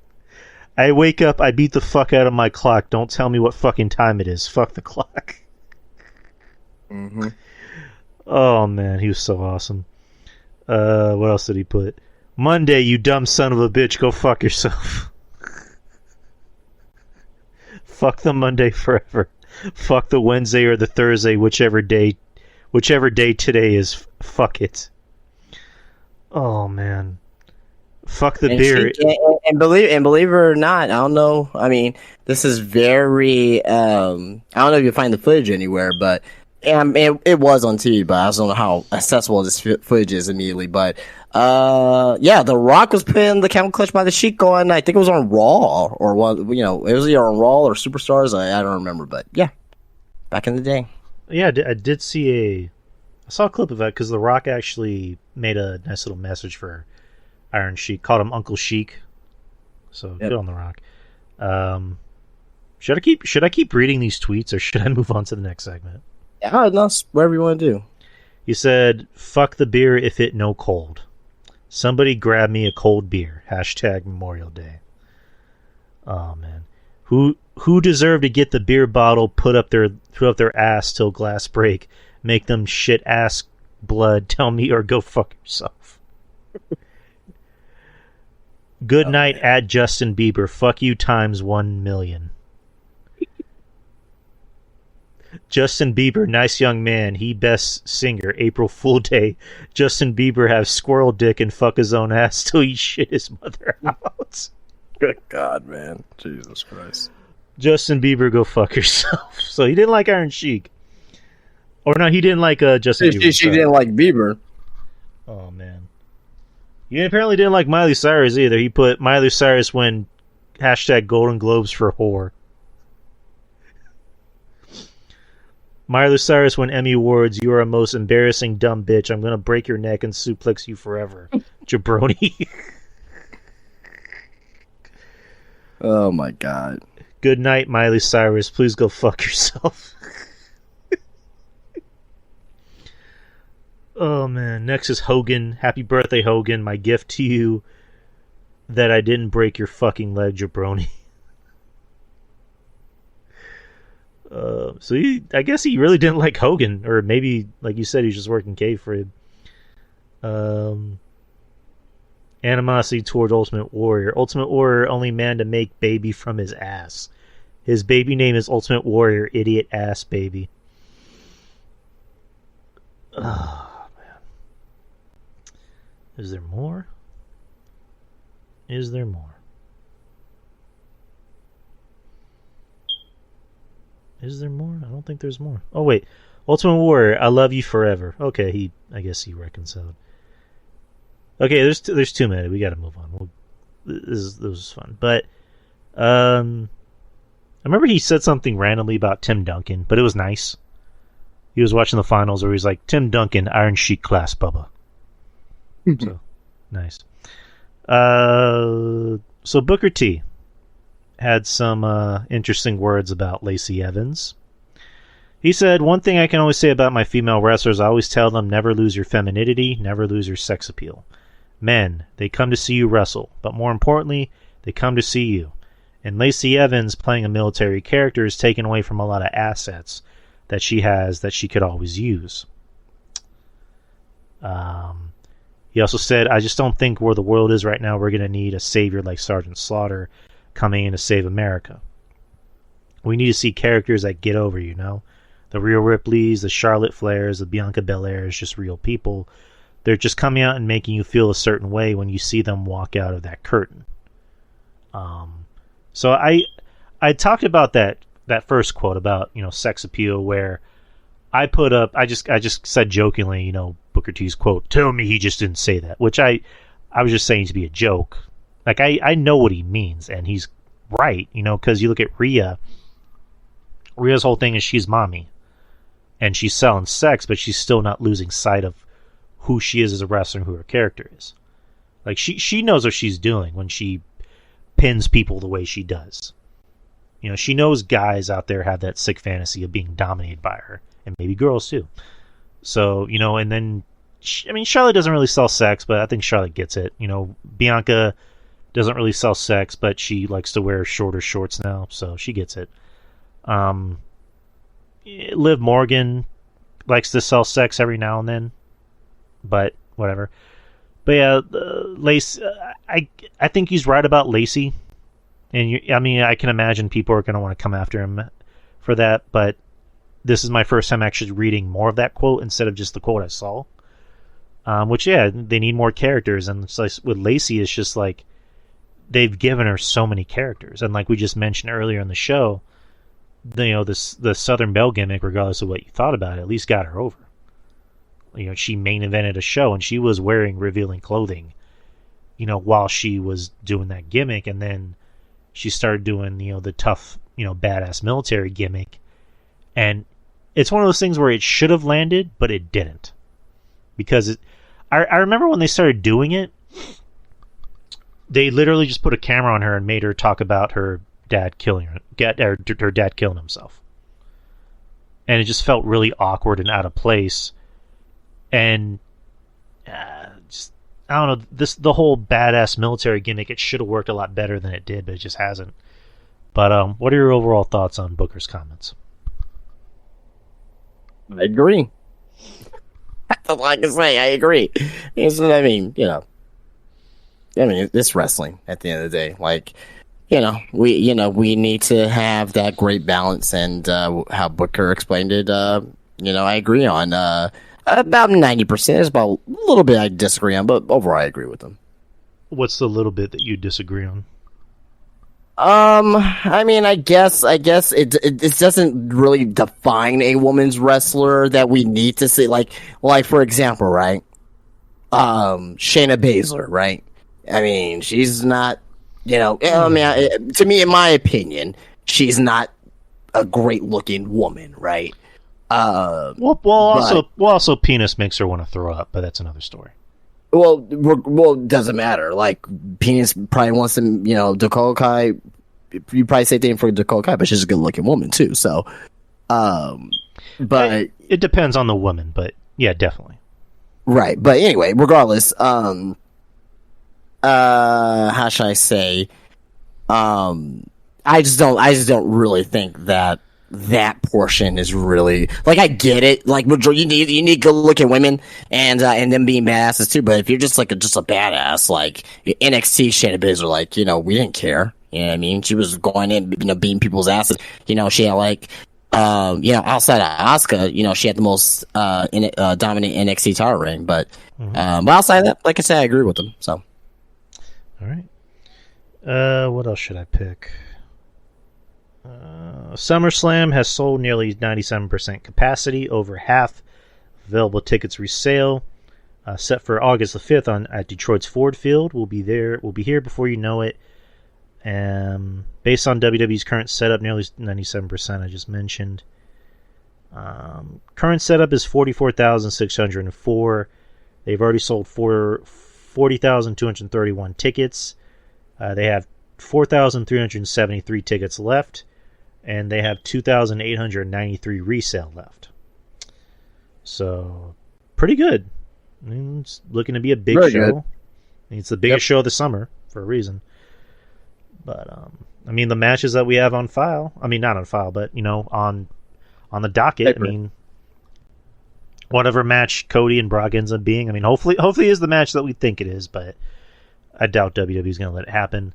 You might even have Roman and Solo versus the Usos. You'll have other big matches. So, matter of fact, we don't even know what matches are going to happen at SummerSlam, and that's crazy to think about. That this show is almost sold out, and there hasn't even been a match announced. So it's pretty nuts to think about. But speaking of big shows, so Vic Joseph, current NXT announcer, was on, what podcast was he on? I think it was Chris Van Fleet, if I'm not mistaken. His goal in life is to call the main event of WrestleMania. He says, because we talk about the talent that's in the ring, there's only one main event of each night of Mania. There's only so many main events that have happened at Mania. There's been countless matches, but there's only been one or two main events. I want to call a main event of Mania. I've called matches at Mania. I've called championship matches at WrestleMania, but I've never called the main event. I like Vic Joseph. I mean, I think he's a pretty good announcer. I wouldn't call him my favorite announcer, but he does a good job because he at least sounds engaged. He sounds more like I would say like a game show announcer more than a wrestling announcer. Like he definitely has that kind of friendly, warming voice. I mean, he seems like a good dude. So I mean, I don't know. What do you think? I mean, when Michael Cole retires, I mean, they're gonna need somebody else. So, Vic Joseph looks like to be the one in line for that. So, yeah, I mean, if he sticks around, eventually we'll call a main event at WrestleMania. So, but what do you think about Vic Joseph overall? He's good. I like him. Do you see him? I mean, it's hard to say. It's hard to say, but like all these WWE announcers nowadays, they just sound generic, vanilla. But I like them. You know what I mean? I do like them, but no one really stands out. I like, that's why I really like more Ronaldo, even though there's some people who hate him, but at least he was different. At least he stood out. At least like you knew his name. Like there's probably some casuals out there that they don't know the difference between Vic Joseph and the other numbnuts on Monday night, Kevin Patrick. So it's like, at the end of the day, everyone sounds the same, generic. You know what I mean? Even with some of the backstage announcers, like before a while, Charlie Caruso and Caleb Braxton, I couldn't tell who was who. You know what I mean? But, after they've been around for so long, like, you know their names or whatnot. But, like, when Dasha Fuentes was there, like, she was fucking horrific. So, WWE is very cooker-cutter-y, even with the commentary as well. So I like Vic Joseph, but at the end of the day, it's just very cookie-cutter. It's right. Not so like to me it's like it like I don't know if there's a real person doing the commentary or if it's a robot.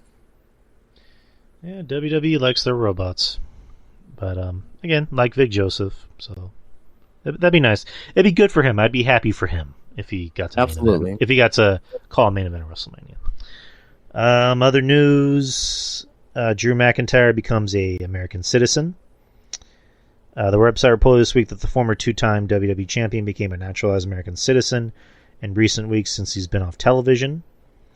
There's been a lot going on in McIntyre's life outside of the squared circle, from becoming a U.S. citizen to the tragic passing of his sister-in-law, Ashley, last month. While those two major life events may be related to the five-time world champion, recent absence from WWE, it hasn't stopped speculation online about McIntyre's future with the company and pro wrestling in general. According to Mike Johnson, there's still no update to McIntyre's status. He has yet to come to an agreement with WWE on a contract extension. McIntyre's contract reportedly retires in early 2024. We're already in June. That's about to be, 7 months away, whenever that does happen. Mm-hmm. But overall, I don't know if maybe we did talk about this on an earlier show, but, what do you see happening with McIntyre? It's hard to tell. It's hard to tell. I don't know. I don't have a good answer for that. He can stay in WWE or he can leave. To me right now it's 50-50. So I'm not leaning to one or the other right now. I think it's 50-50 right now. But if he does leave, he does have options out there for sure. But as of right now, I'm 50-50 on it. I don't really have any lean if he's gonna stay or he's gonna go. But I mean, he has a right to leave if he, if he wants to leave. I mean, he has the right to do so. So, but but he does have options out there with other companies if he wants to pursue that. So if, like, say he doesn't stay with WWE, do you see him going to like New Japan or maybe like an Impact just to maybe spice things up? Because I can't see him going to AEW because that's just, they don't know how to book big guys. But yeah, I don't really want to even get into any much of AEW talk right now. But right. I will say that I see Japan being an option for sure. Yeah, definitely see Japan being an option. Yeah, that'll be something different for him as well, and he'll be the biggest gaijin there for sure. So yeah, definitely. Last bit of news that I have on the docket: Jeff Jarrett, your boy, files trademark for the term heat.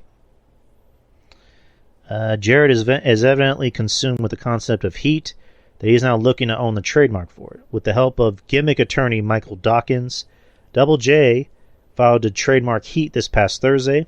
The filing further reveals Jeff is seeking to trademark the term for uses such as entertainment in the nature of wrestling contests, wrestling exhibits, performances by a wrestler, live and personal appearances, television appearances, pro wrestling news, and providing online interviews featuring wrestlers. As of this writing, Jeff Jarrett hasn't publicly commented on his trademark attempt and whether he plans to incorporate heat into his current AEW character or use it outside the company. In addition to his AEW duties, Jarrett has continued his My World podcast with Conrad. Any thoughts on that at all? Mac baby. No thoughts, baby. I mean, sure. I mean, we can do whatever the hell he wants. So, maybe that's probably gonna be a faction name, or I'm not sure. But just kind of curious on what this means and how this can be something. This, to me, it could be a group name. It'll be kind of interesting to see on what comes out of it for sure. I'll be paying attention to that and see what development comes out of it. All right. Well, that's all the news from me. What do you got?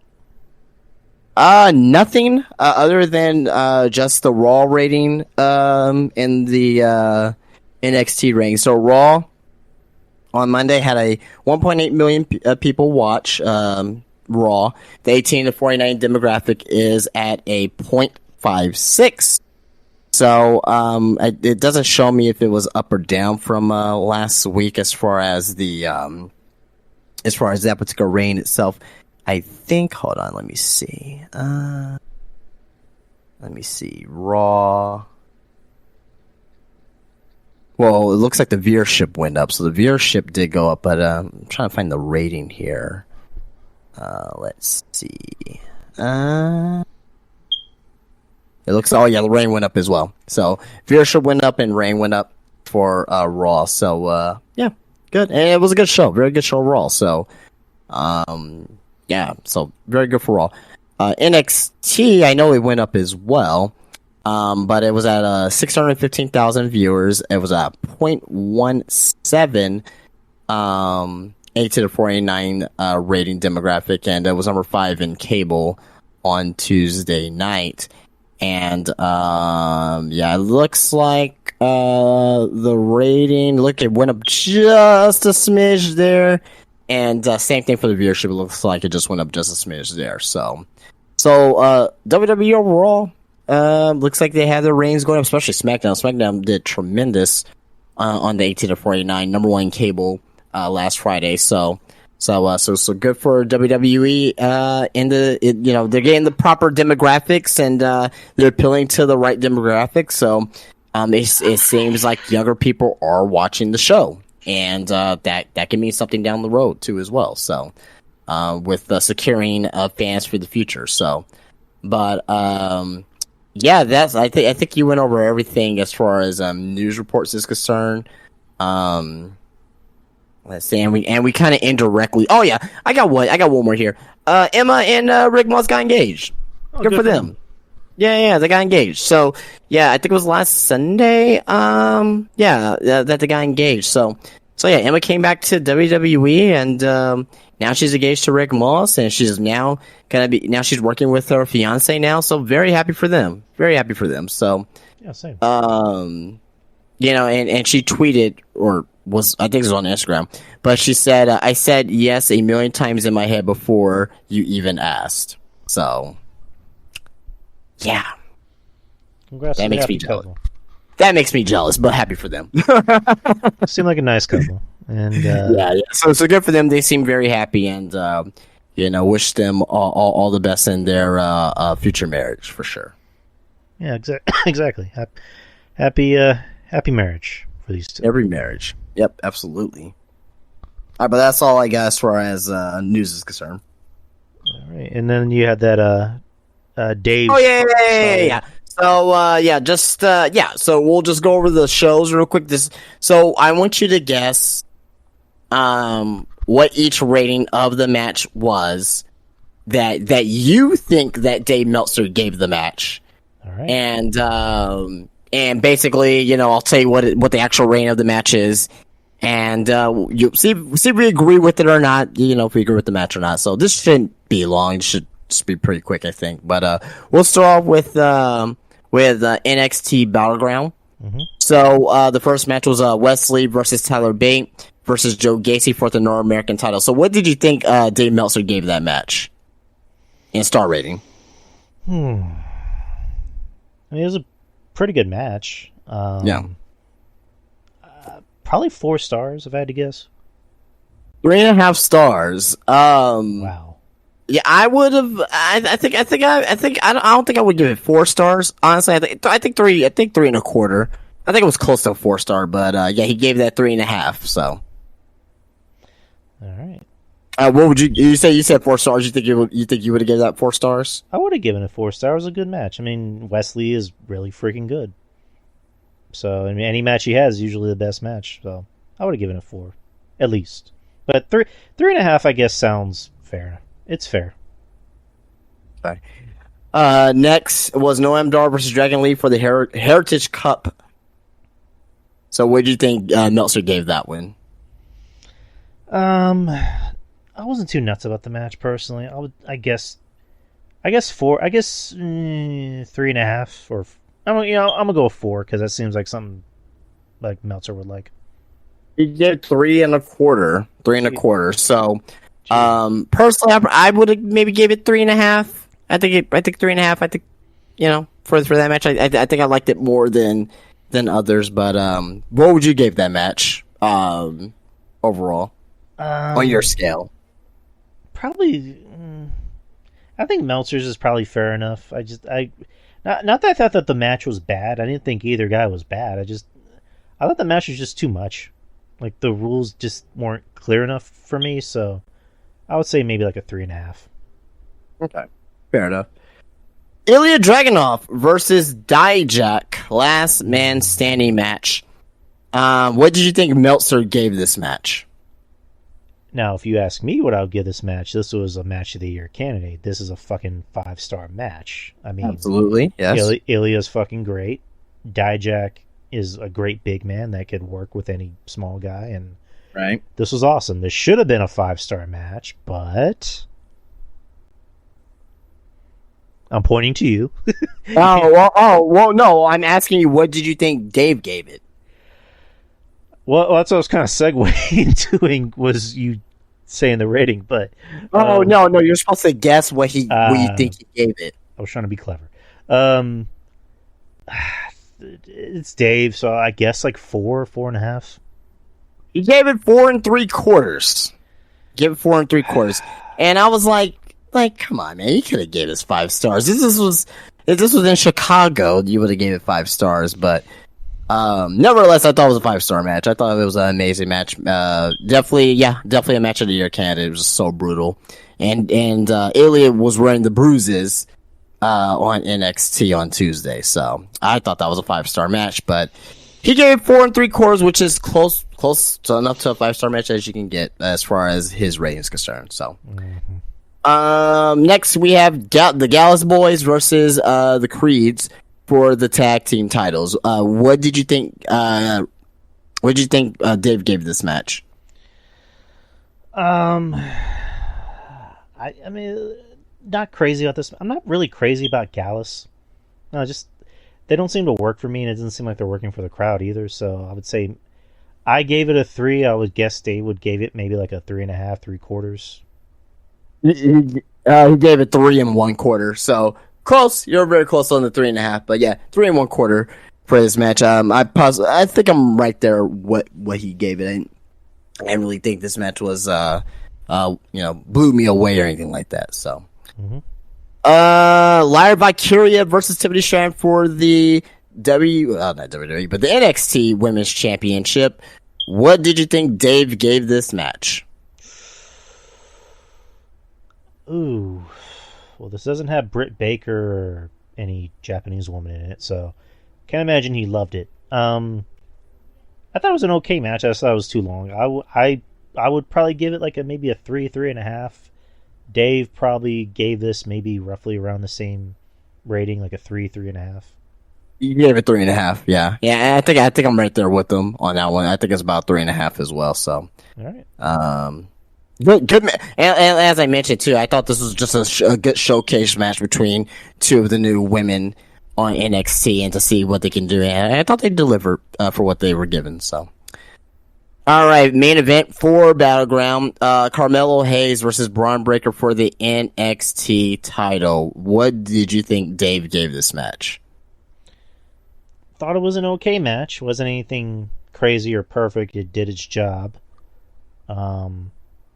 If it was me, I'd give it maybe a 3.5, 3.7, or 3.75. I can imagine Dave might have given this a 3.5, 3.75. He gave this one 4 stars. 4 stars. Wow.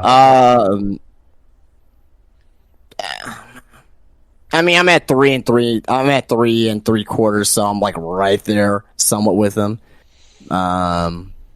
But yeah. So I think that our opinions were kind of close-ish on this. Even with the Dijak and Ilya. I mean, he could have gave it 5 stars. He really could have. That should have been a 5-star match, but he gave it 4 3/4. So that's as close as you can to get a 5-star match. If you would have gave a match oh, that's a 2-star match, then been okay, no, what the fuck are you watching, type of thing. So. But any final thoughts about this before we move on to Night of Champions? I mean, yeah, a lot of us are kind of. I mean, we were kind of close. I mean, I think I was kind of close on his predictions. I mean, I'm a little bit baffled that, just give fucking Dijak a 5-star match. Come on, if this were Gunther, you give him a 5-star match, and I'm not shitting on Gunther. I'm just saying, you put Gunther in this match, he would have gave it 5 stars. And but it would have been. I think it probably would have. Oh yeah. Better match. I think it would have been a better match. Yeah. Again, I know it sounds like I'm shitting on Gunther, and I think I was trying to make a point, and now it just sounds like I made a better match. But right. I made a match that was already great into an even greater match. So exactly. What do I know? Anyways, forget what I said. Move on. No worries. All right. So Night of Champions here. So I'll start from the top here. Seth Rollins versus AJ Styles. What do you think that Dave gave this match? 4 stars, because I would have probably given it 4 stars. He gave it 4 1/4. Okay. 4 1/4. So, I don't know. I don't know if I agree with that 4 1/4. 4, definitely 4, but I don't know if I agree with that 4 1/4 though. It was a good match. It wasn't. It really was. It wasn't great. It probably could have gone on for maybe a little longer, but I digress. No, anyway. Becky Lynch versus Trish Stratus. What do you think he gave this match? It's weird because like everybody kind of had the same opinion about this match. The build-up sucked, but the match was actually really good. I probably anywhere between like maybe 3.75 and 4. He gave his match 3.25. Wow. I thought this match was better than what I was expecting. If I had to give an overall rating, I think probably 3.5, maybe. I think 3.5 would be okay, but he gave it 3.25. All right. Alrighty. Next match, Gunther versus Mustafa Ali. What do you think he gave this match? Well, it's Gunther, so it has to be at least in the 4s, or at least like the highest is 5, so it has to be in the 4s at least. So I would say anywhere between 4 and 4.5. He gave it 3.75. Wow. I think it was because of the match length. And because I think the match only went like 8 minutes, so it was still a good match. Like, oh no, it was really good, but that's probably the reason why he rated the match that way, because of the length. So, I would have gave this maybe gave this a 4.25, but I don't know. I don't know if I'm overrating it or not, but I think 4.25. I think for me, I think that'll probably been the way to go. So, alrighty, Bianca Belair versus Asuka. What do you think he gave this match? Anywhere between maybe 3.5. I would say 3.5. 3.5. He gave Bianca Belair and Asuka a 3.25. So right there, on that. So, well, what would you give this match personally? Probably right around there. I mean, I thought the match was better than the Mania match. Yeah. It had a better ending. The ending made sense. I wasn't crazy about the match. Wasn't crazy about the feud either. But yeah, it was an okay match. Right. Okay. Got you there. Second to last match here, co-main event. You have Cody versus Brock Lesnar. What would you give this match overall? I'm sorry, not what would you. We'll talk about that in a second. What do you think Dave gave this match overall? Well, it's Cody, so it has to be at least like maybe 3.5 or anywhere between 4. So I would. I mean, I like this better than the Backlash match. So I would give it a 4. Dave, I would imagine it's anywhere between 3.5 and 4. He gave us a 4-star.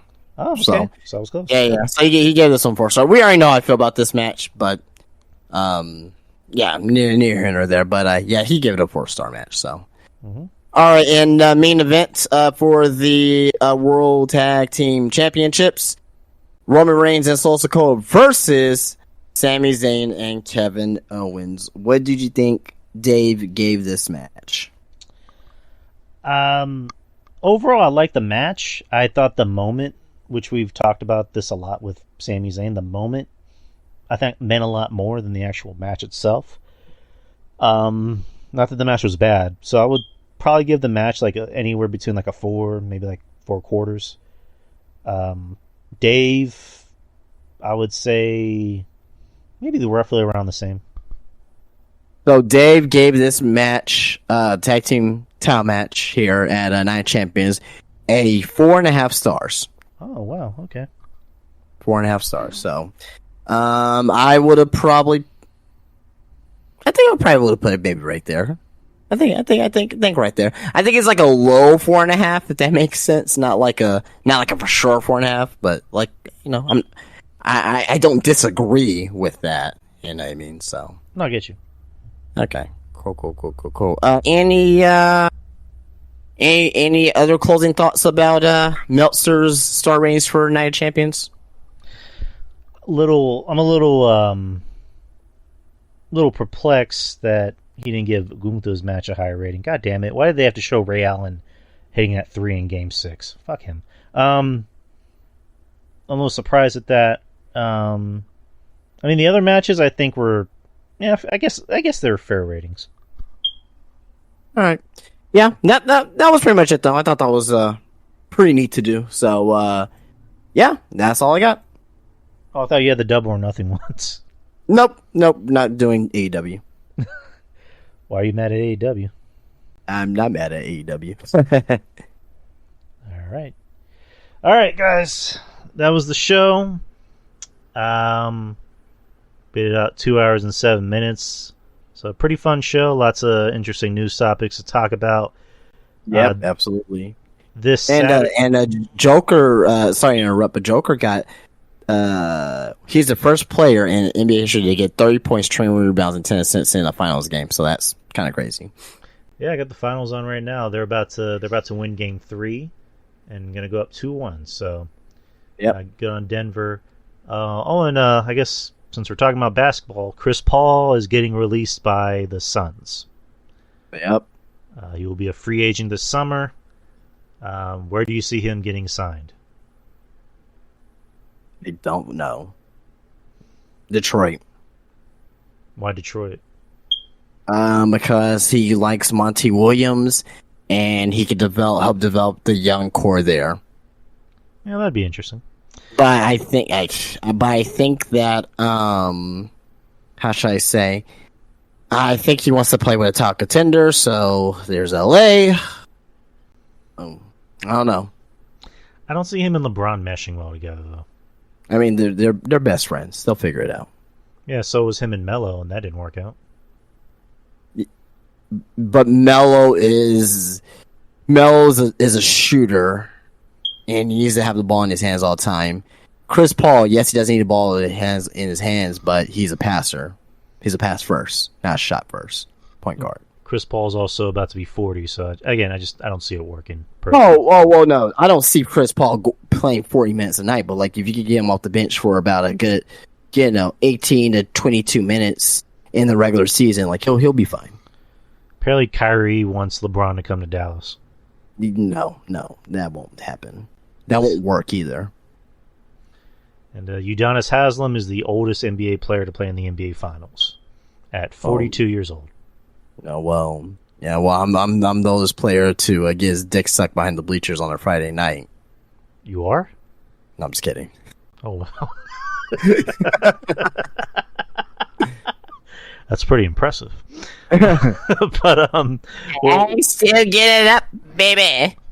I'm back, baby. I'll hit it from the back, baby. I'll hit it from the front, baby. There you go.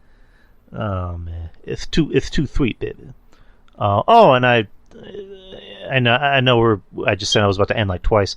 Dark Side of the Ring newest episode came out yesterday. Magnum TA. Pretty good episode.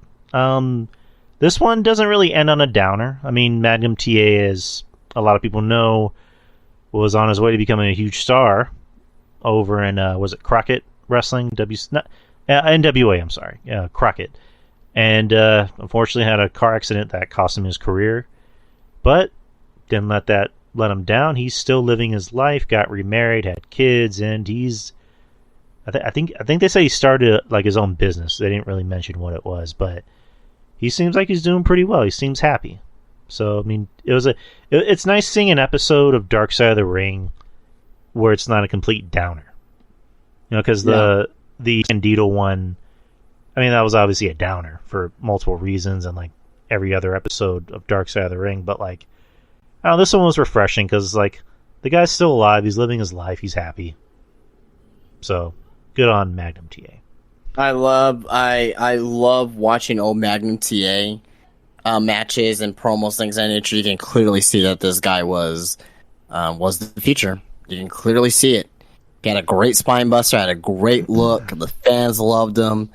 You know what I mean? And it's funny now because there's gonna be people who are actually gonna go back and watch Magnum TA. I was fucking watching him for years, and you can clearly see that he was gonna be the world champion. Him and Ric Flair. Like instead of Ric Flair and Dusty Rhodes, that was supposed to be Ric Flair and Magnum TA. You know what I mean? But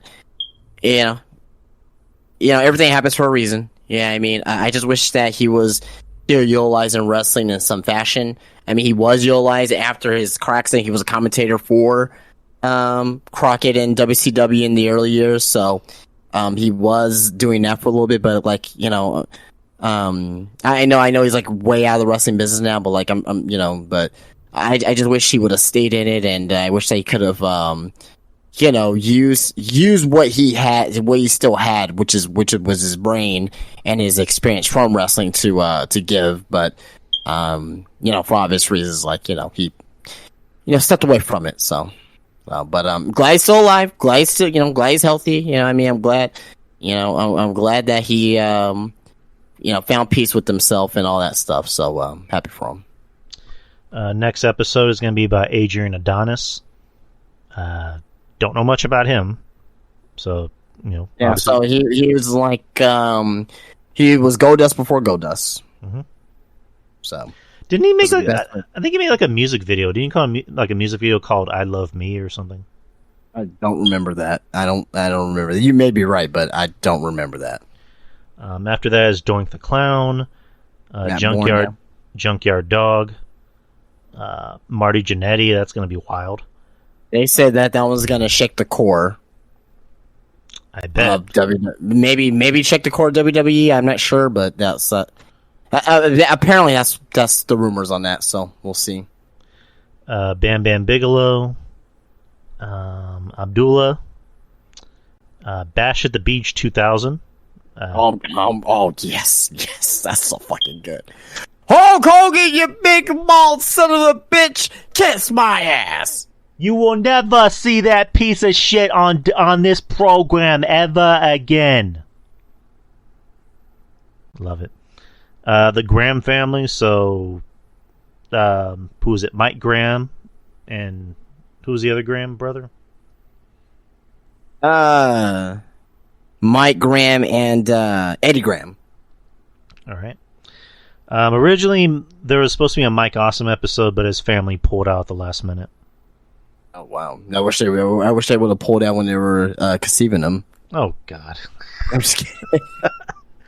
Well, no, because I think his wife is still, or his widow, right. Wife, whatever you want to call her, she's still alive, but I guess she got cold feet. Which I don't blame her. I mean, who wants to relive a lot of that trauma?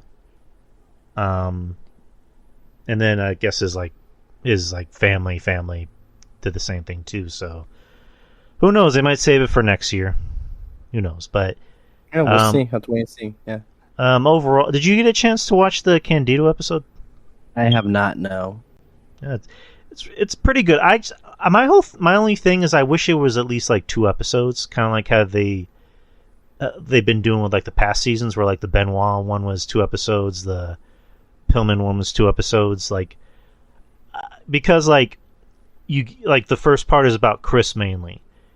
And then it's just like they just kind of like skim over Sunny, where it's like, oh, and she got arrested. I would have figured like a 2-parter mainly about Sunny and seeing how she's doing. Would have been the way. Yeah, what are they gonna spend like 30 minutes talking about her porn star run? Probably. I mean, because they did mention towards the end of the episode that they reached out to Sunny, but her legal counsel advised her not to do it. Which I guess makes sense, because she's currently... I don't know if she's in jail currently or she's on trial, but she killed a guy. Yep. After crashing into him after she didn't have a fucking license. So. Yeah. She has to have like that breathalyzer thing to start a vehicle, and yeah. I don't know. Maybe that was the original idea, is they wanted to do a 2-parter, but they couldn't get Sunny, so it would have been weird just having 45 minutes of people saying, "Yeah, Sunny's a bitch," but yeah. Yeah, that's really about it. That's the whole season for Dark Side of the Ring. But other than that, we're good for tonight. This Saturday is going to be the Q&A show, the first Q&A show of the month. So if you haven't already, get your questions in. Even if you want to put in some more questions, you can do that as well. And next Wednesday is episode 300. So it's going to be a pretty packed show. I'm trying to bring in some people on, even if it's just to come in and talk for a little bit. But Yeah, next episode is 300. Same time, same channel. So be there. Be there. Be there. Be square, people. But anyways, guys, we're done for the night, and we'll see you this Saturday. This Saturday. Peace out.